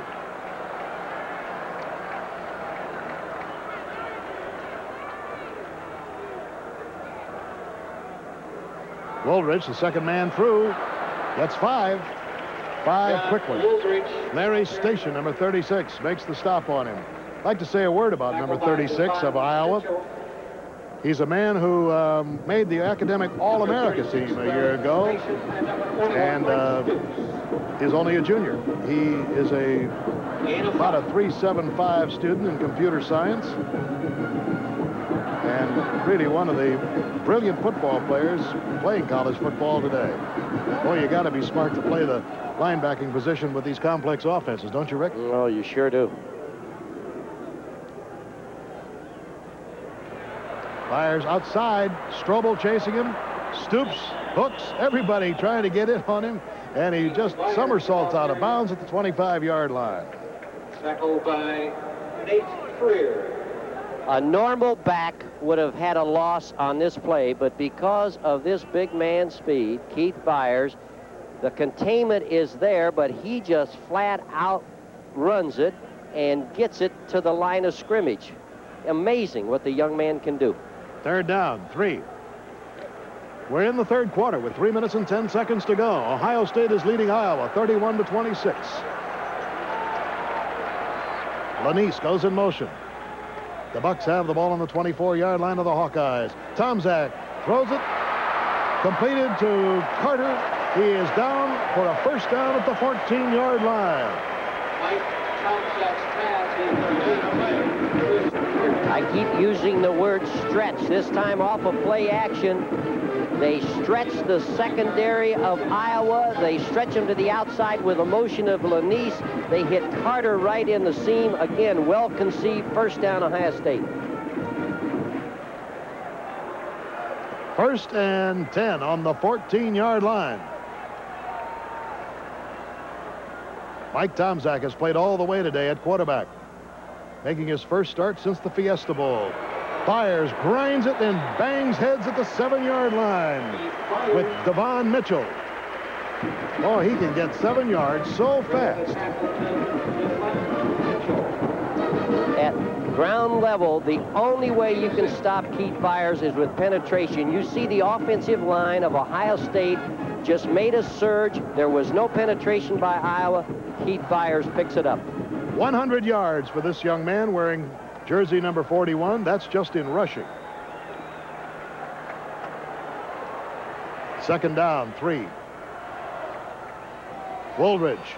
He's hit hard by Larry Station. Somehow you can just have a trademark on Station. You see a guy get straightened up and you say, oh, that's Station, all right. Station has that great leverage. He is always in that 6-inch punch position. All he does is boom, 6-inch punch, and he drives you back. Like it. Byers reports back in the lineup. In the third quarter, Purdue is leading Minnesota 10-3 at West Lafayette. And in the second quarter now, Indiana's come back to tie Northwestern 17-all.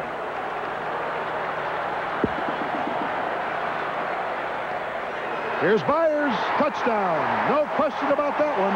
Once he got loose at the line of scrimmage, he just bolted into the end zone for his second running touchdown of the day, his third TD of the afternoon.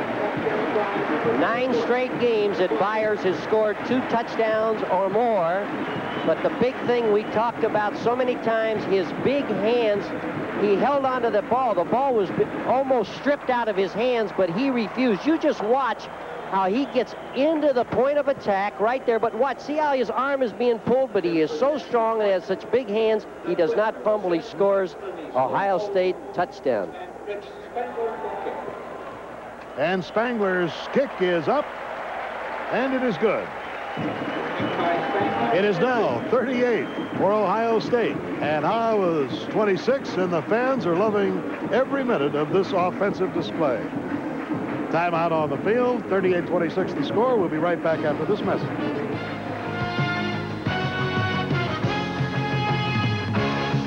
Pass, a lateral, and a run to daylight. Hi, this is Bob Greasy for the Sporting News, and we have a play that'll win big for you every time. 2 issues for the price of 1 to introduce you to the Sporting News, the Sports Bible. That's right. You get 23 issues of the Sporting News for just $9.97. 2 for the price of 1. You can't buy the Sporting News at a lower price anywhere. It's the magazine that gives me the no-nonsense details of all Major League sports and college action.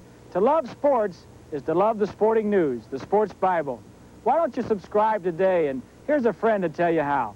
That's right, Bob. You get the Sporting News at the low rate of 44 cents an issue. 23 issues for $9.97. That's half the regular subscription price. To subscribe, call toll-free 1-800-228-5511. That's 1-800-228-5511. That's 1-800-228-5511.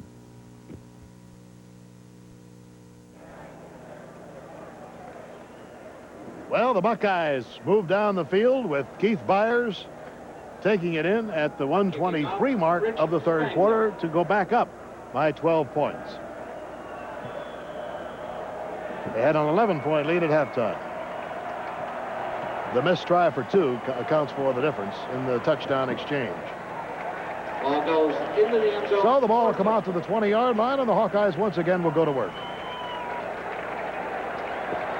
Only took 3 minutes and 26 seconds to go those 49 yards. And again, it is Keith Byers who has accounted for 4 touchdowns today. 2 by rushing, 1 by reception, and 1 by throwing. The Ohio State women's cross-country team won the Redbird. Also, Tom Zach has gone all the way at quarterback. He had a good Saturday to test that leg a week ago. He had an excellent week of practice. And Coach Bruce decided to start him in place of Kersardis. 1st and 10, Chuck Long. Gives it off to Gill. Has to fight for 4 yards before he's brought down by Thomas Johnson and Sonny Gordon. Tackled by Sonny Gordon. That was the same counteraction that Gill just had the long run on the previous drive when Iowa had the ball. That counteraction is doing very well for Iowa. I'm sure we're going to see a lot of it. Did you think you'd see 64 points before the end of the third quarter in this game? It's lucky they didn't play during the halftime. We'd have had really something. Second down. About 6.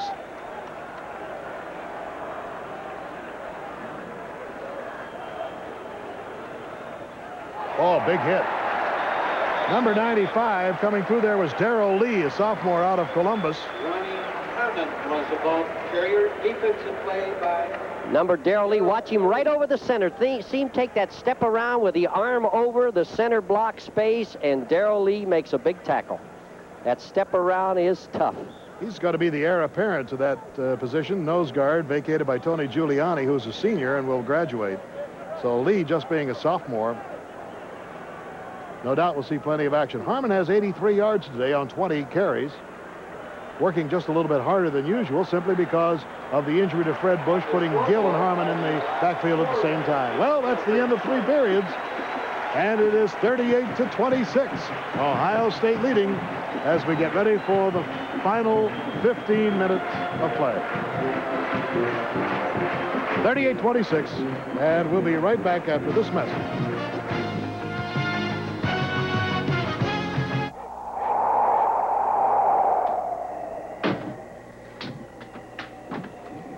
Where are you going? To get a Stroh's. That's about a 200-mile hike through heavy snow. I know. If you think of it, get 2. Stroh's and Stroh Light, fire brewed for smoother taste. Can you believe it? JT with an $18 million contract? Sure is a long way from the playground. Think you still drink Stroh's? Yeah. Hey, guys. JT, man. Richard. Timothy. This is all right. Glad he didn't forget his friends. Or his Stroh's. Where is the Stroh's? Out by the pool. The pool? Stroh's and Stroh Lights. Now that's a cooler. Fire brewed for smoother taste.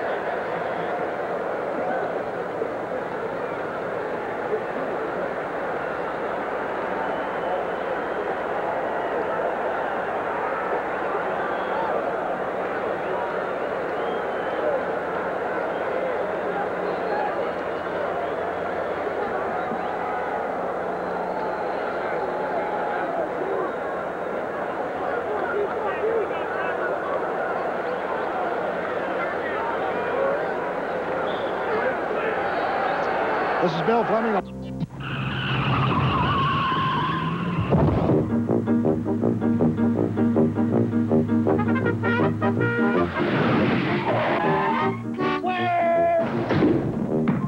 When you drive to Wendy's and order a single, you get more beef than the Whopper or the Big Mac.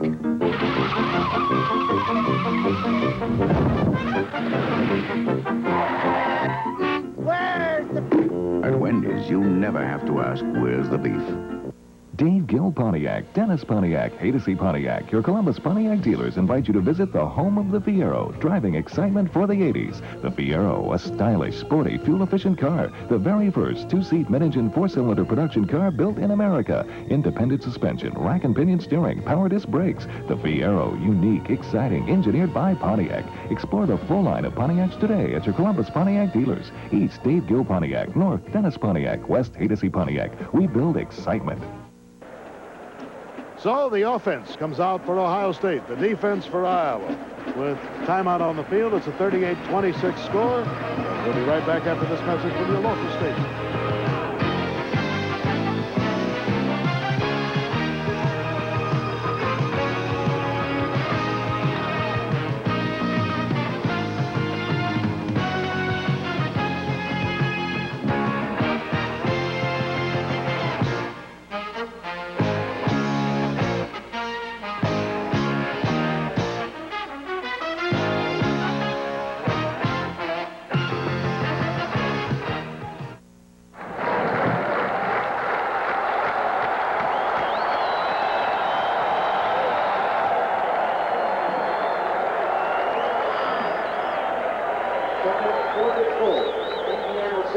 Welcome to Rack. Relax and just say Philly beef and cheese, please.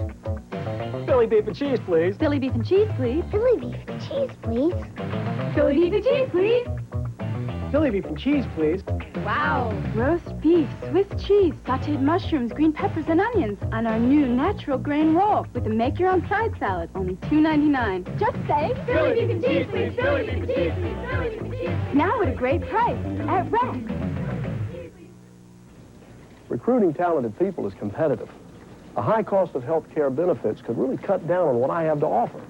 But now I can maintain high levels of basic and major medical coverage for my employees at a lower cost to me.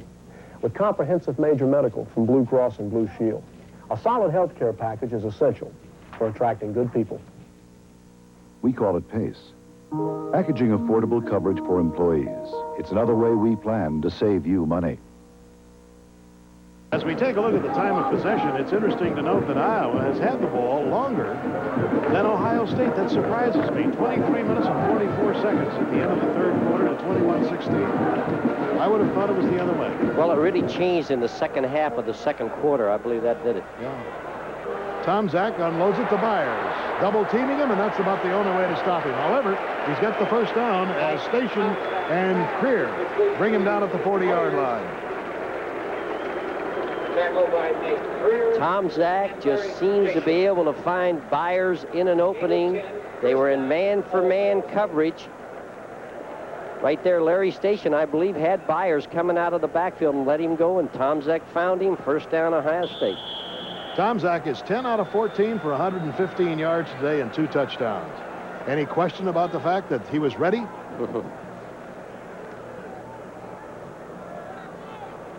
We have 13 minutes, 19 seconds to play. I don't know, a busted play, but something happened there. And Tom Zach, the ball carrier. I believe that Tom Zach was audibilizing, and the center didn't get it, and he snapped the ball too soon, and Tom Zach did the smartest thing. He just took a dive right there. See if anybody moves. No, see, the center's the only one that moves, and it's important, as we say in coaching, for the center to know the snap count. Well, it makes it 2nd and 11. At halftime, and what must be a great ball game at Evanston, Northwestern now is leading 20-17 over Indiana. And Purdue in the third quarter, 17-3 over Minnesota. Good faking by Tom Zach, and he pours it in there to Smith. However, he trapped the ball at the midfield mark as Keith Hunter was covering on the play. But that play action is giving Tom Zach plenty of time, and that time he should have completed it, but he threw it a little behind Doug Smith. Incomplete pass. But you mentioned Tom Zach. Watch the throw right here. Tom Zach, what a courageous young man. Earl Bruce said it's unbelievable that he's back on that field playing today. Courage. Bruce said that he looked at Tom Zach's leg injury at the end of spring practice when he was hurt. He broke both bones, the tibia and the fibula. And even in July, it didn't look like Tom Zach would be able to be out here. Just a great recovery. Tom Zach getting a pretty good rush, turns around and throws it. Pressure was on him.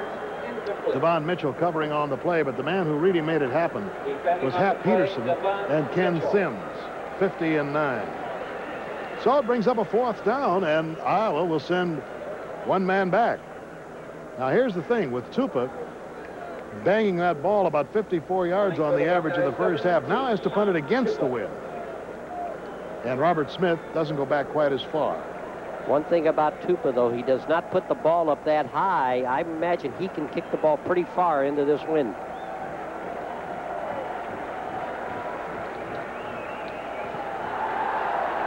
Yeah, kicks it rather low, and it'll bounce and go out of bounds. Inside the 20. Great kick.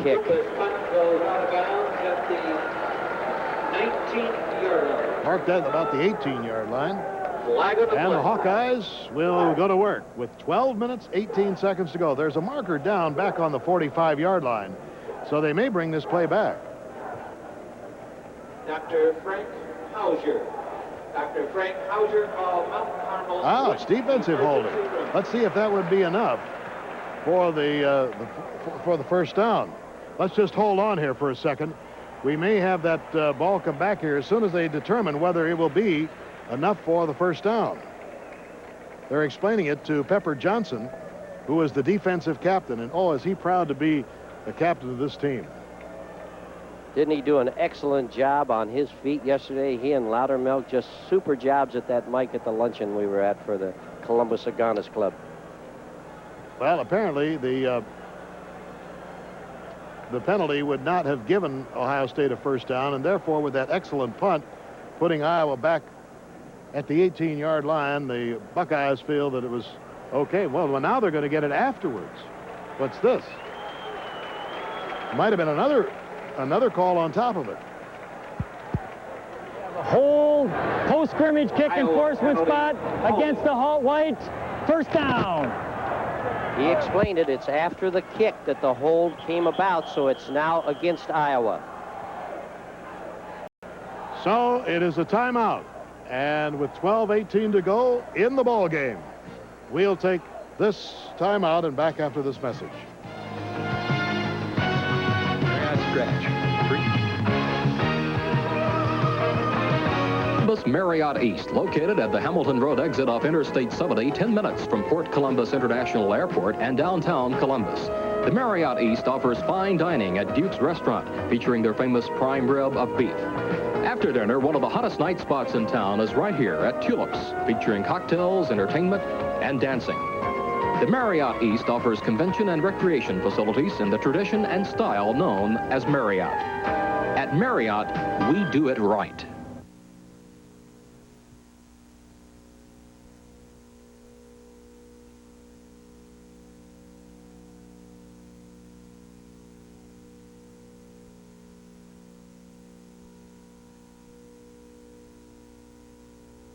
May I remind you that the Big Ten Yearbook is now available. Cost is $5, and if you'd like yours, it's 1111 Plaza Drive. That's the address to write, Schaumburg, Illinois, 60195. Final score, Maryland 20, West Virginia 17. There's a final score coming up that's interesting. Maryland defeated West Virginia today, 20-17. 30, Colorado 0. Notre Dame is defeating Colorado 30-0 at halftime. Well, here's the stats on Long. 17 out of 26 for 232 yards. 2 touchdown passes, 1 by running. Oh, there's nothing doing there. Gill runs smack into Thomas Johnson and Eric Kummerow, along with Dave Morrill. No gain. You described it. It was really the whole center of that defensive line of Ohio State. They just converged. It seemed like they were in the huddle and knew it was going to be an inside play.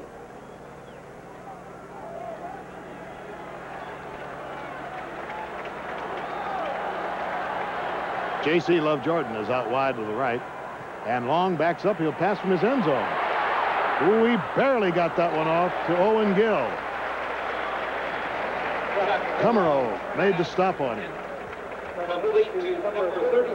Both outside linebackers of Ohio State are coming on this. The nose guard, Tony Giuliani, puts pressure right there. Both linebackers, Houston and Lee, come from the outside, and Kummerow, and Lee, pressure. He did get the ball off, but I'll tell you, the Ohio State defense did an excellent job of forcing him to throw badly. They had a foot in the end zone. 3rd down. 6. Big play for the Hawkeyes. 11 minutes to go in the game. They're trailing by 12. On the draw, Harmon has the first down. And then some. Up to the 32-yard line as William White and Cargile bring him down. Number 5 is Jeff Cargile, sophomore out of Cincinnati, Roger Bacon High School. Good call. You've just gotten a lot of pressure from the defense. Get them upfield, get the linebackers going back, give the ball to the back on the draw, and let him pick up the first down. 6 winners. First, Benny Luke. Runner-up, Bill Mott. And runner-up, Dave Lawrence. First down on the 32. Love Jordan and Happel are split on the same side.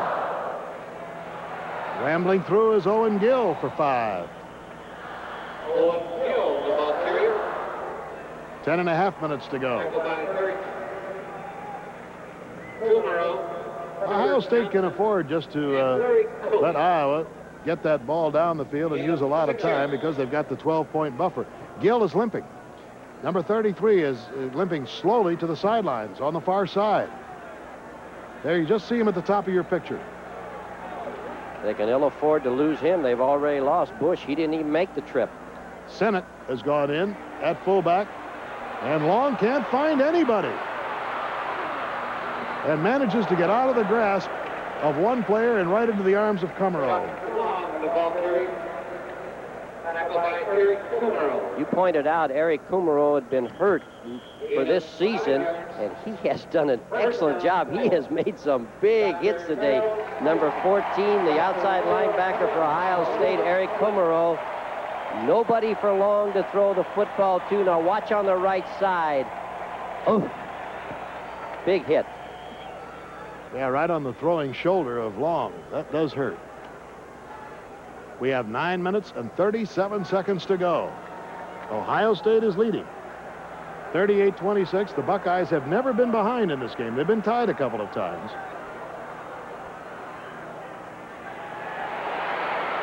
He unloads it to John Hayes, out of bounds at the 48-yard line, and Thomas Johnson's right on his back. Tackled by Pepper Johnson. If you were the quarterback, Chuck Long, you try throwing this ball right over Byron Lee. Watch Byron Lee, pressure right there. He unloads it to Hayes. Composure, poise, all those things for Chuck Long. Completion, Iowa. Chuck Long really hurt the Buckeyes last year with a 73-yard touchdown pass that won the game 20-14.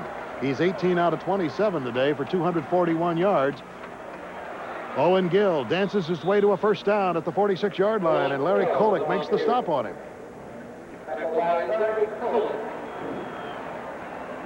The counter, the counter, the counter. The draw and the counter, the two big running plays for Iowa. See the guards pull opposite, fake the ball to Harmon, give the ball to Gill, turn it upfield. First down, Iowa.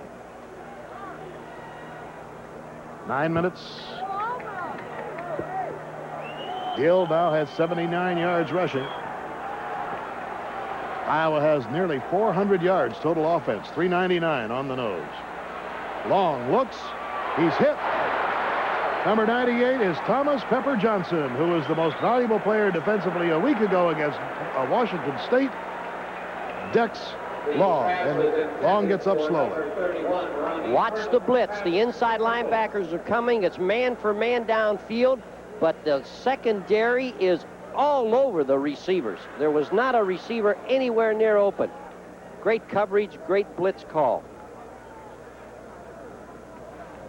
Well, it brings up a 2nd and 10. The ball resting on the 46-yard line of Ohio State. The Buckeyes in this fourth quarter are leading it 38-26. We had 51 points scored in the first half. 31-20 was the score at halftime. On the delay and draw, it's Ronnie Harmon. Skips his way to about the 40-yard line before John Sullivan, number 61, playing in place of Dave Morrill at the right defensive tackle, makes the stop. The stop was made by number 61, John Sullivan. In 6. Third down, about, well, I'm going to say 3. It was closer to a 7-yard gain. But the clock is moving, and it is definitely the ally of Ohio State and the enemy of Iowa. At 12 points, looms awfully big.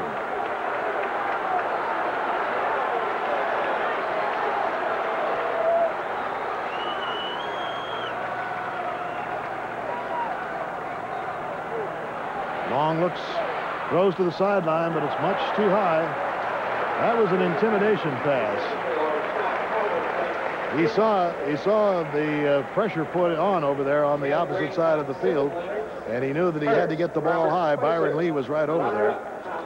Crecelius and Kolick covering, and now Hayden Fry sends the play in with a 4th down. In fact, he sends his punter in. This is interesting. He puts pooch kicker in, Tom Nickel. First time he's been in there to kick. Castrobala normally does. But Nickel has a knack of being able to kick high, and boy, he almost did it. Almost was able to get that ball so it was down inside the 5. But it goes into the end zone, and Ohio State will have it on the 20. So there's timeout on the field. 38-26 is the score, and we'll be right back after this message from your local station. Does your financial paperwork look like this every month? Broker statements, checks you wrote, cash that should have been invested. You need Bank One Select Account. The Select Account brings your checking, investment, and credit picture together into a single balanced account. Keeps track of it all in one monthly report. Nice. The Select Account, the checking account that's also a broker, an accountant, and a source of credit. Ask about it at Bank One. In the rarefied world of $40,000 luxury sedans, the BMW 733i is rare indeed. For it not only offers a host of luxury appointments, but something uncommon in this class, high performance. Morning, Wilson. Morning. Perhaps that's why chauffeur-driven BMWs are seldom driven by their chauffeurs. Buckled up, Wilson? Buckled up, sir. Contact your Columbus area BMW dealer for a thorough test drive. 7 minutes and 53 seconds to go in the game. Buckeyes have the ball on their own 20-yard line, protecting a 12-point lead in the fourth quarter. Two tight ends, Taggart and Groza. And Byers is given the ball as it just grinds it forward for 3 or 4 yards. Jeff Drost making the stop. The strategy here, of course, Rick Forzano, is going to be for Ohio State to use as much of the clock as possible with a 12-point lead. And if you're Ohio State and you're a running football team, you want to be in this position. You really do. 7 minutes and 32 seconds left. You're a running football team. You're a possession football team. You want to be here and eat the clock up. But Iowa has an experienced defense, and they must make a big play.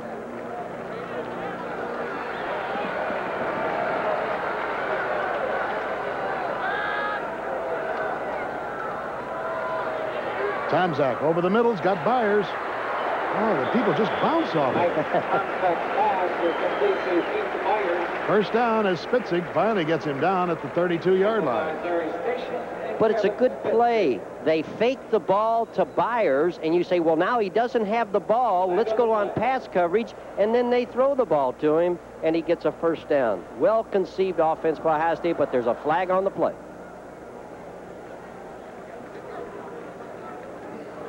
I believe it's a holding call. Very few penalties today. Turnovers are 3-2. Iowa having 3. Ohio State 2. Score, Georgia 26, Clemson 23.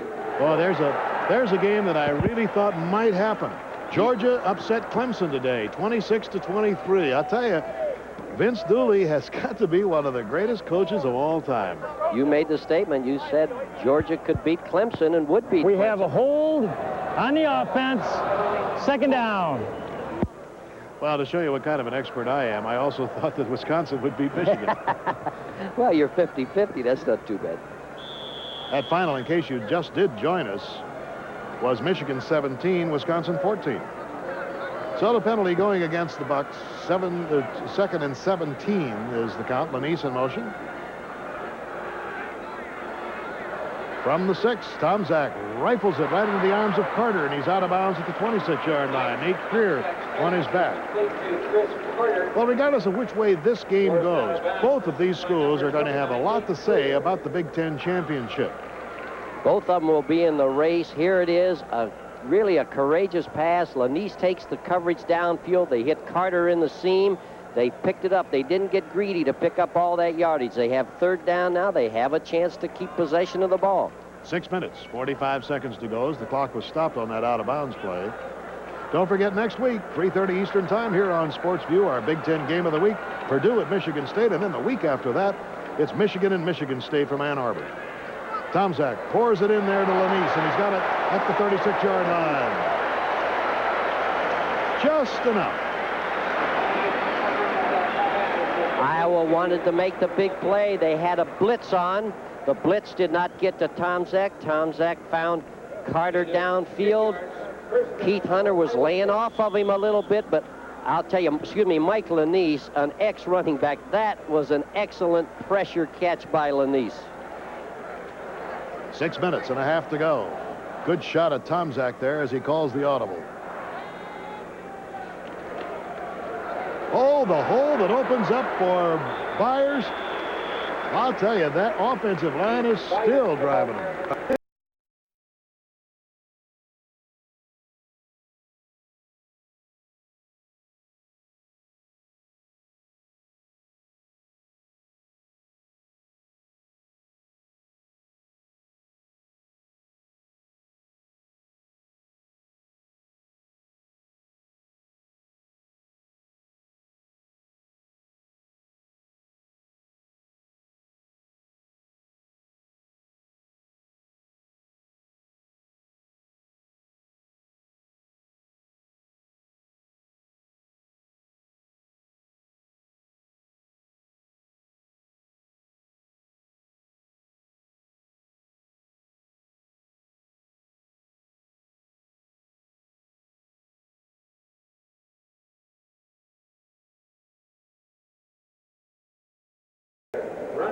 Conference over there on the side of the field of the Buckeyes. That's Earl Bruce with a red baseball cap. 53 years old in his 6th year. Brilliant record during the last 5 years. Best in the Big Ten, as a matter of fact, in the one-loss column of the coaches during the past 5 years. 38-26 is the score.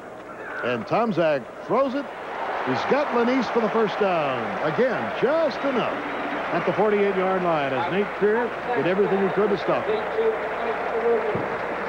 Ohio State's backs and offensive line are doing an excellent job of picking up the blitz. There you see Spitzig coming up. They had a stunt in the line. They picked it up. He drills the ball to Lanise, right, a timing play. First down. Say, perfect control football by Ohio State. We have 4 minutes and 45 seconds to go. The Hawkeyes still have 2 timeouts. Tomczak is 13 out of 19. Fakes it short and goes long. And it is just off the fingertips of the intended receiver, Chris Carter.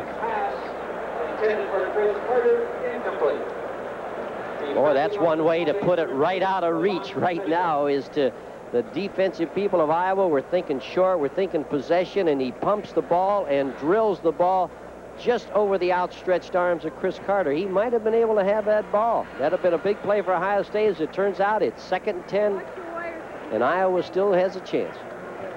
All in the 40, almost the 49-yard line. The stats on Tomczak, who's gone all the way, by the way, started the game today and has played extremely well. Over the middle, he's got Byers for about 4 or 5. Richard Pryor, number 99, making the stop. The Ohio State men's cross-country team full of their main. Well, a nervous walk on the sideline by Hayden Fry. He knows the time is getting short. 4 minutes exactly. And the Bucks have the ball. Carter comes limping out. Chris Carter to this side of the field. Noticeable limp. 3rd and 5.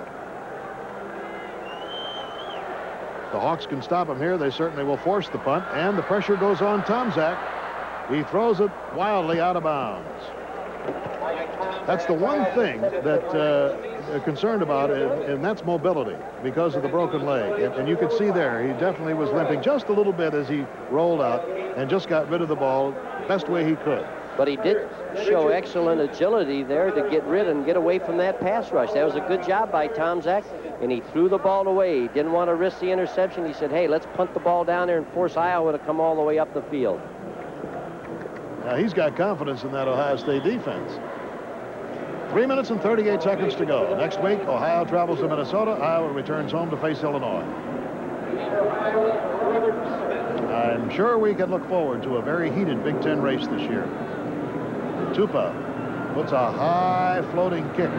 Comes down to Robert Smith, takes it and runs out of bounds at about the 19-yard line. And that's where the Hawkeyes will take over the ball with the clock showing exactly 3 minutes and 32 seconds to go. So the score is Ohio State 38, Iowa 26. Timeout on the field, and we'll be right back.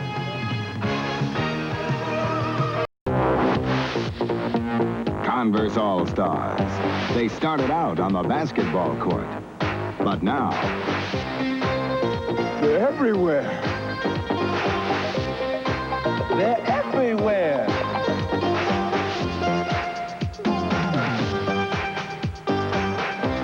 They're everywhere. Converse All-Stars. Look for them everywhere.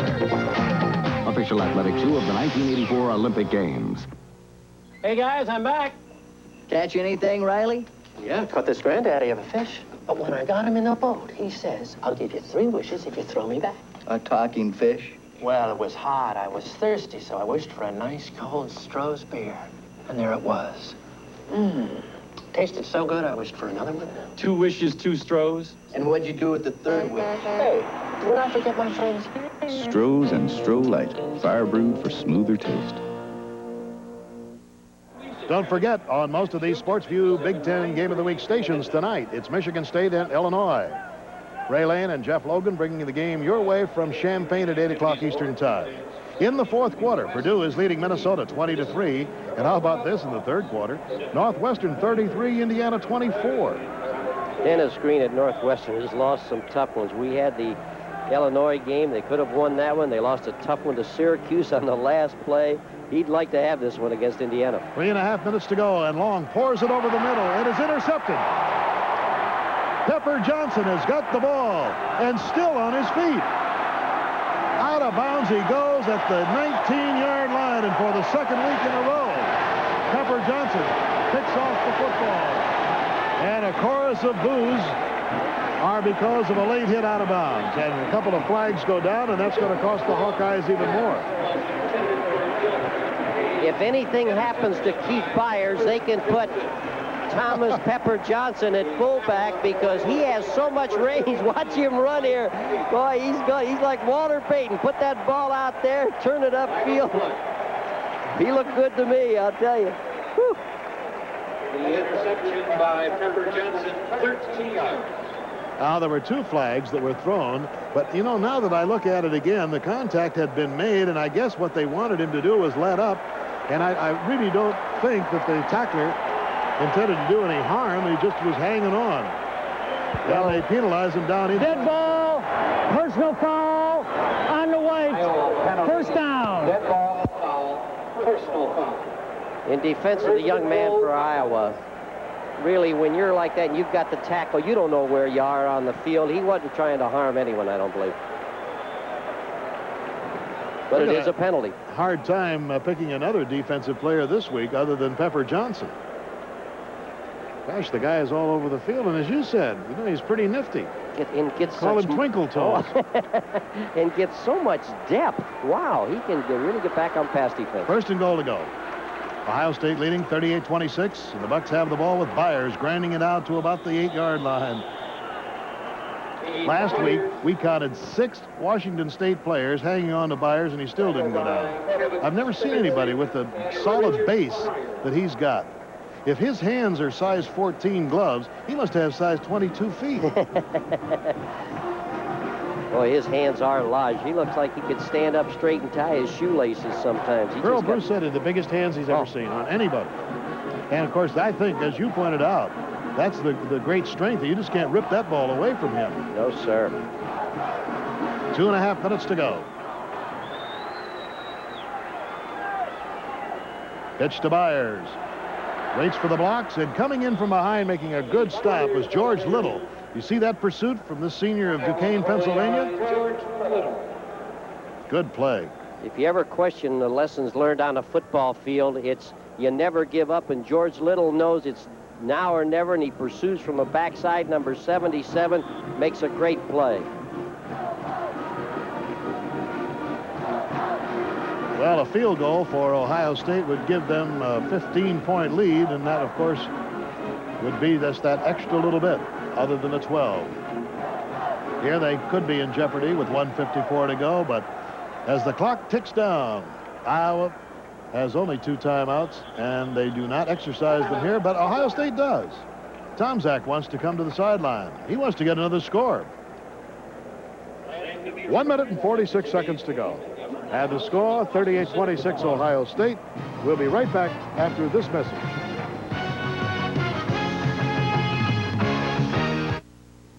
It's Saturday, October 13th, something's about to happen that's never happened before.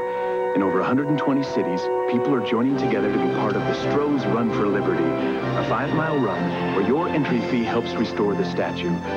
Sponsored by Stroh's and supported by Brooks Shoes. This is not just for runners, it's for everyone. But most of all, it's for her. So call to enter or sign up wherever you buy Brooks Shoes or Stroh's beer.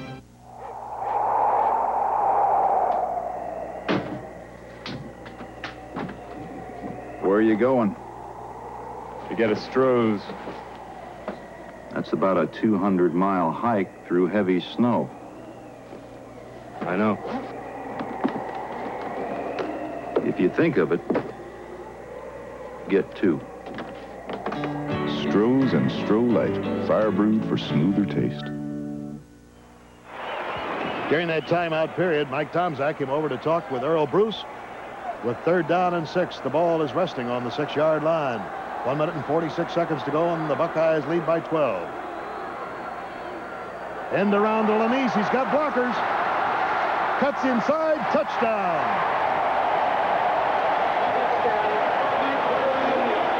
Well, that does it. People say coaching, how much is coaching? Right there, that was a coaching call. They knew Iowa's defense was going to be jumping on the first guy that was going to go with the ball. It was probably going to be Byers. That time they took it away, hand the ball to Lanise. The defense of Iowa was just wiped out. Touchdown, Ohio State. Great call. Give those coaches credit, Bill. Come on. 44-26, and Spangler, Mr. Automatic, is in to try to make it the 45th point of the afternoon. Oh, you got to be impressed with the Ohio State offense. 44 points last week. There's the 45th point this week. That's not bad. 89 points in 2 weeks while allowing the opposition only 26. So the clock is stopped with 1 minute and 39 seconds to go. And Ohio State has extended the lead. And we'll be right back after this.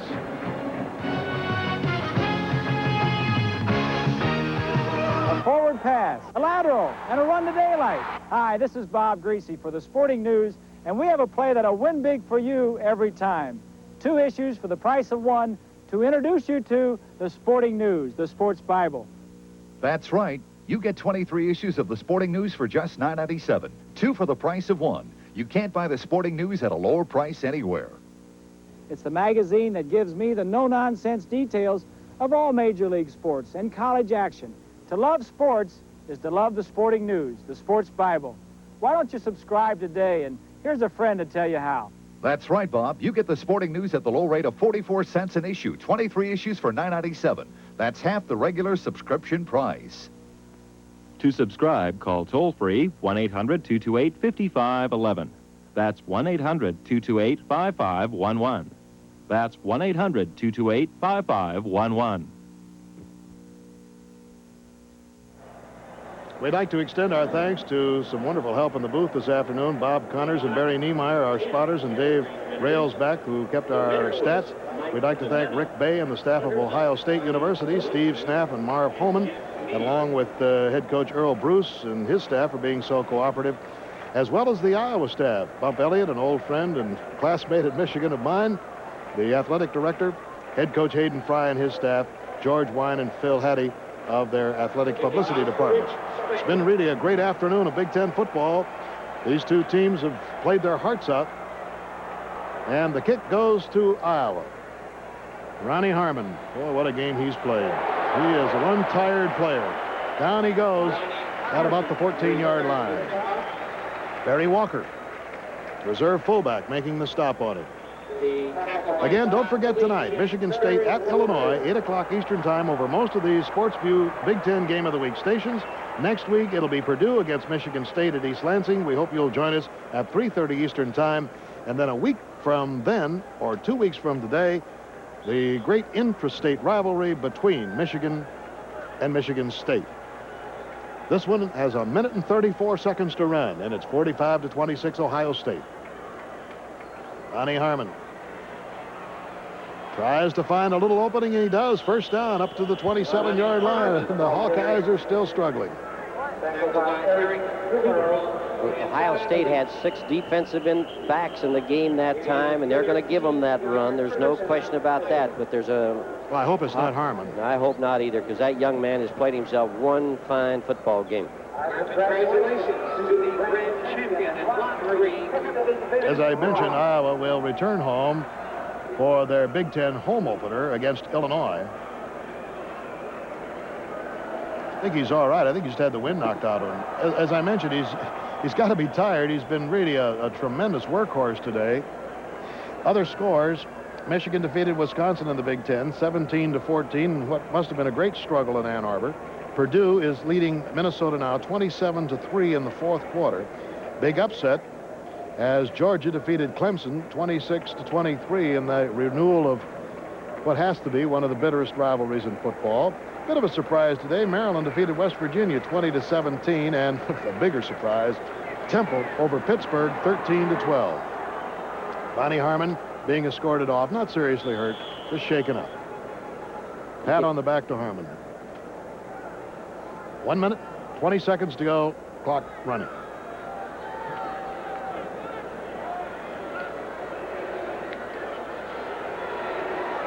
Chuck Long has to throw to the short man, Tim Sennett.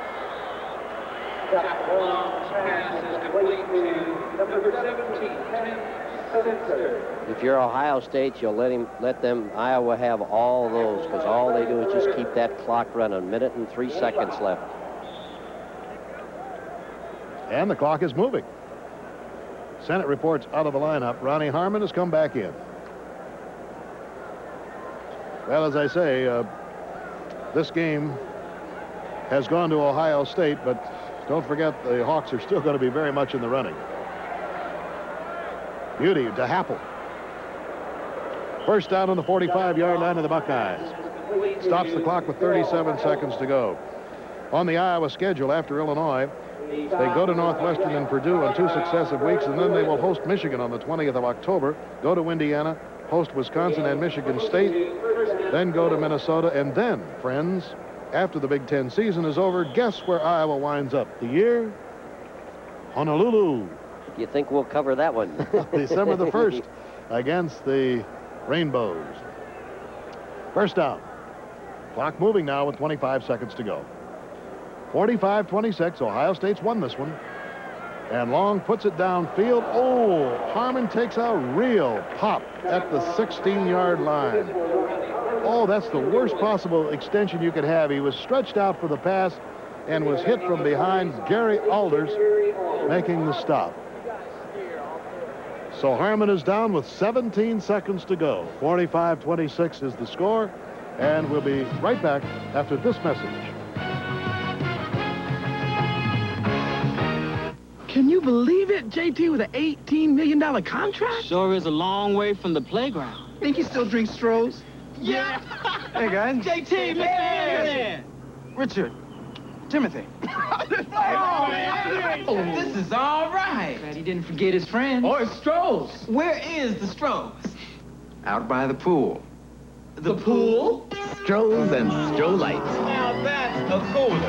Fire brewed for smoother taste. This bartender's next big league pitcher and loves to serve fire brewed Strohs. See what I mean? That was his fastball. That was the curve. Look out. Wild pitch. What was that? Relief pitcher. Strohs and Stroh Light, fire brewed for smoother taste. Oh, we were so glad to see Ronnie Harmon get up. Hayden Fry had actually come out onto the field. He was so concerned about it. There he is on the right-hand side. But Harmon says, Coach, I'm all right. Boy, will I sleep tonight. But he better have some aspirin available, because he is taking a pounding. 2nd and 10. 17 ticks on the clock. Ohio State posting its first Big Ten win of the season against the top Iowa Hawkeye team. Pass to Sennett. And the clock keeps moving now with 9, 8, 7, 6, 5. And they're just going to let it run out. It's all over. And the Buckeyes win it and win it big with 45 points on the scoreboard. Aiden Fry will come over and seek out Earl Bruce. This is Bill Fleming along with Rick Forzano and Jim Bonds, thanking you for joining us today. We invite you to join us next week for the Big Ten game between the Boilermakers of Purdue and the Spartans of Michigan State. That'll be at 3:30 Eastern Time. This has been a Sports View production. Thanks very much for joining us. Don't forget tonight, Michigan State at Illinois at 8 o'clock Eastern Time. So long.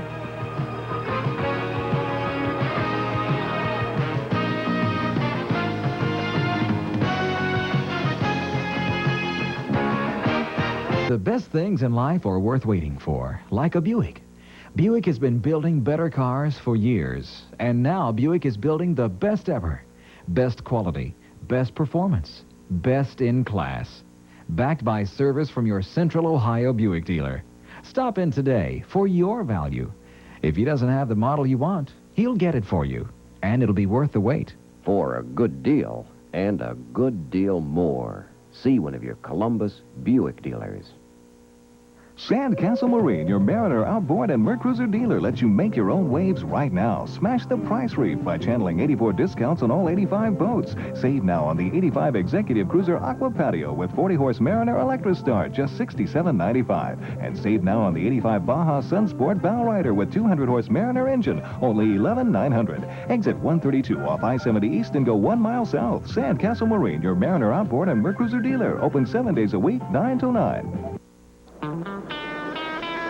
Shotgun Rapids, Idaho, and Old Milwaukee both mean something great to these guys. The shotgun means white water at its best. And Old Milwaukee means a great beer. Cold, crisp, Old Milwaukee beer. And smooth, golden, Old Milwaukee Light. And Old Milwaukee. And Old Milwaukee Light. Taste as great as their name. You know, guys, it doesn't get any better than this. The Columbus Dispatch. What's in it for you? The stories behind the scores on gridiron, fairway, or court. The latest looks, books, sales, and shows. The presidential race, space, national and international news.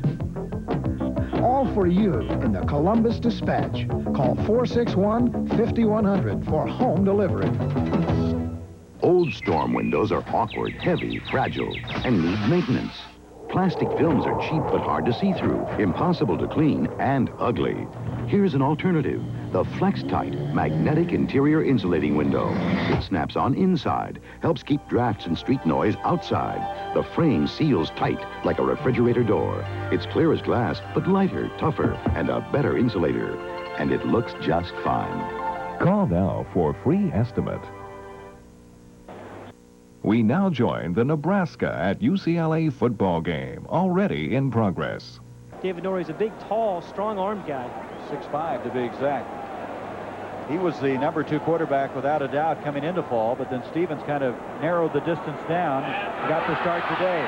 Andrews out across the 30 to the 32. Daffer and McCashlin combined on the tackle.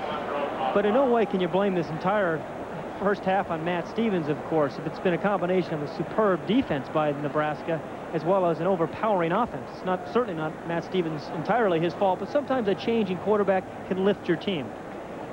That was a 10-yard run by Andrews, and that's their longest run from the line of scrimmage. Maybe they can build on that. You look for something now, don't you, when you're down 21-0? You look for any kind of hope. But when you're a throwing football team, you have a chance against anybody. There's number 9, David Norrie, like we said, 6'5". He's out of Portland, Oregon. He was the guy that Homer Smith kind of handpicked when he went out to recruit. Homer's very high on him, but he's only thrown one pass.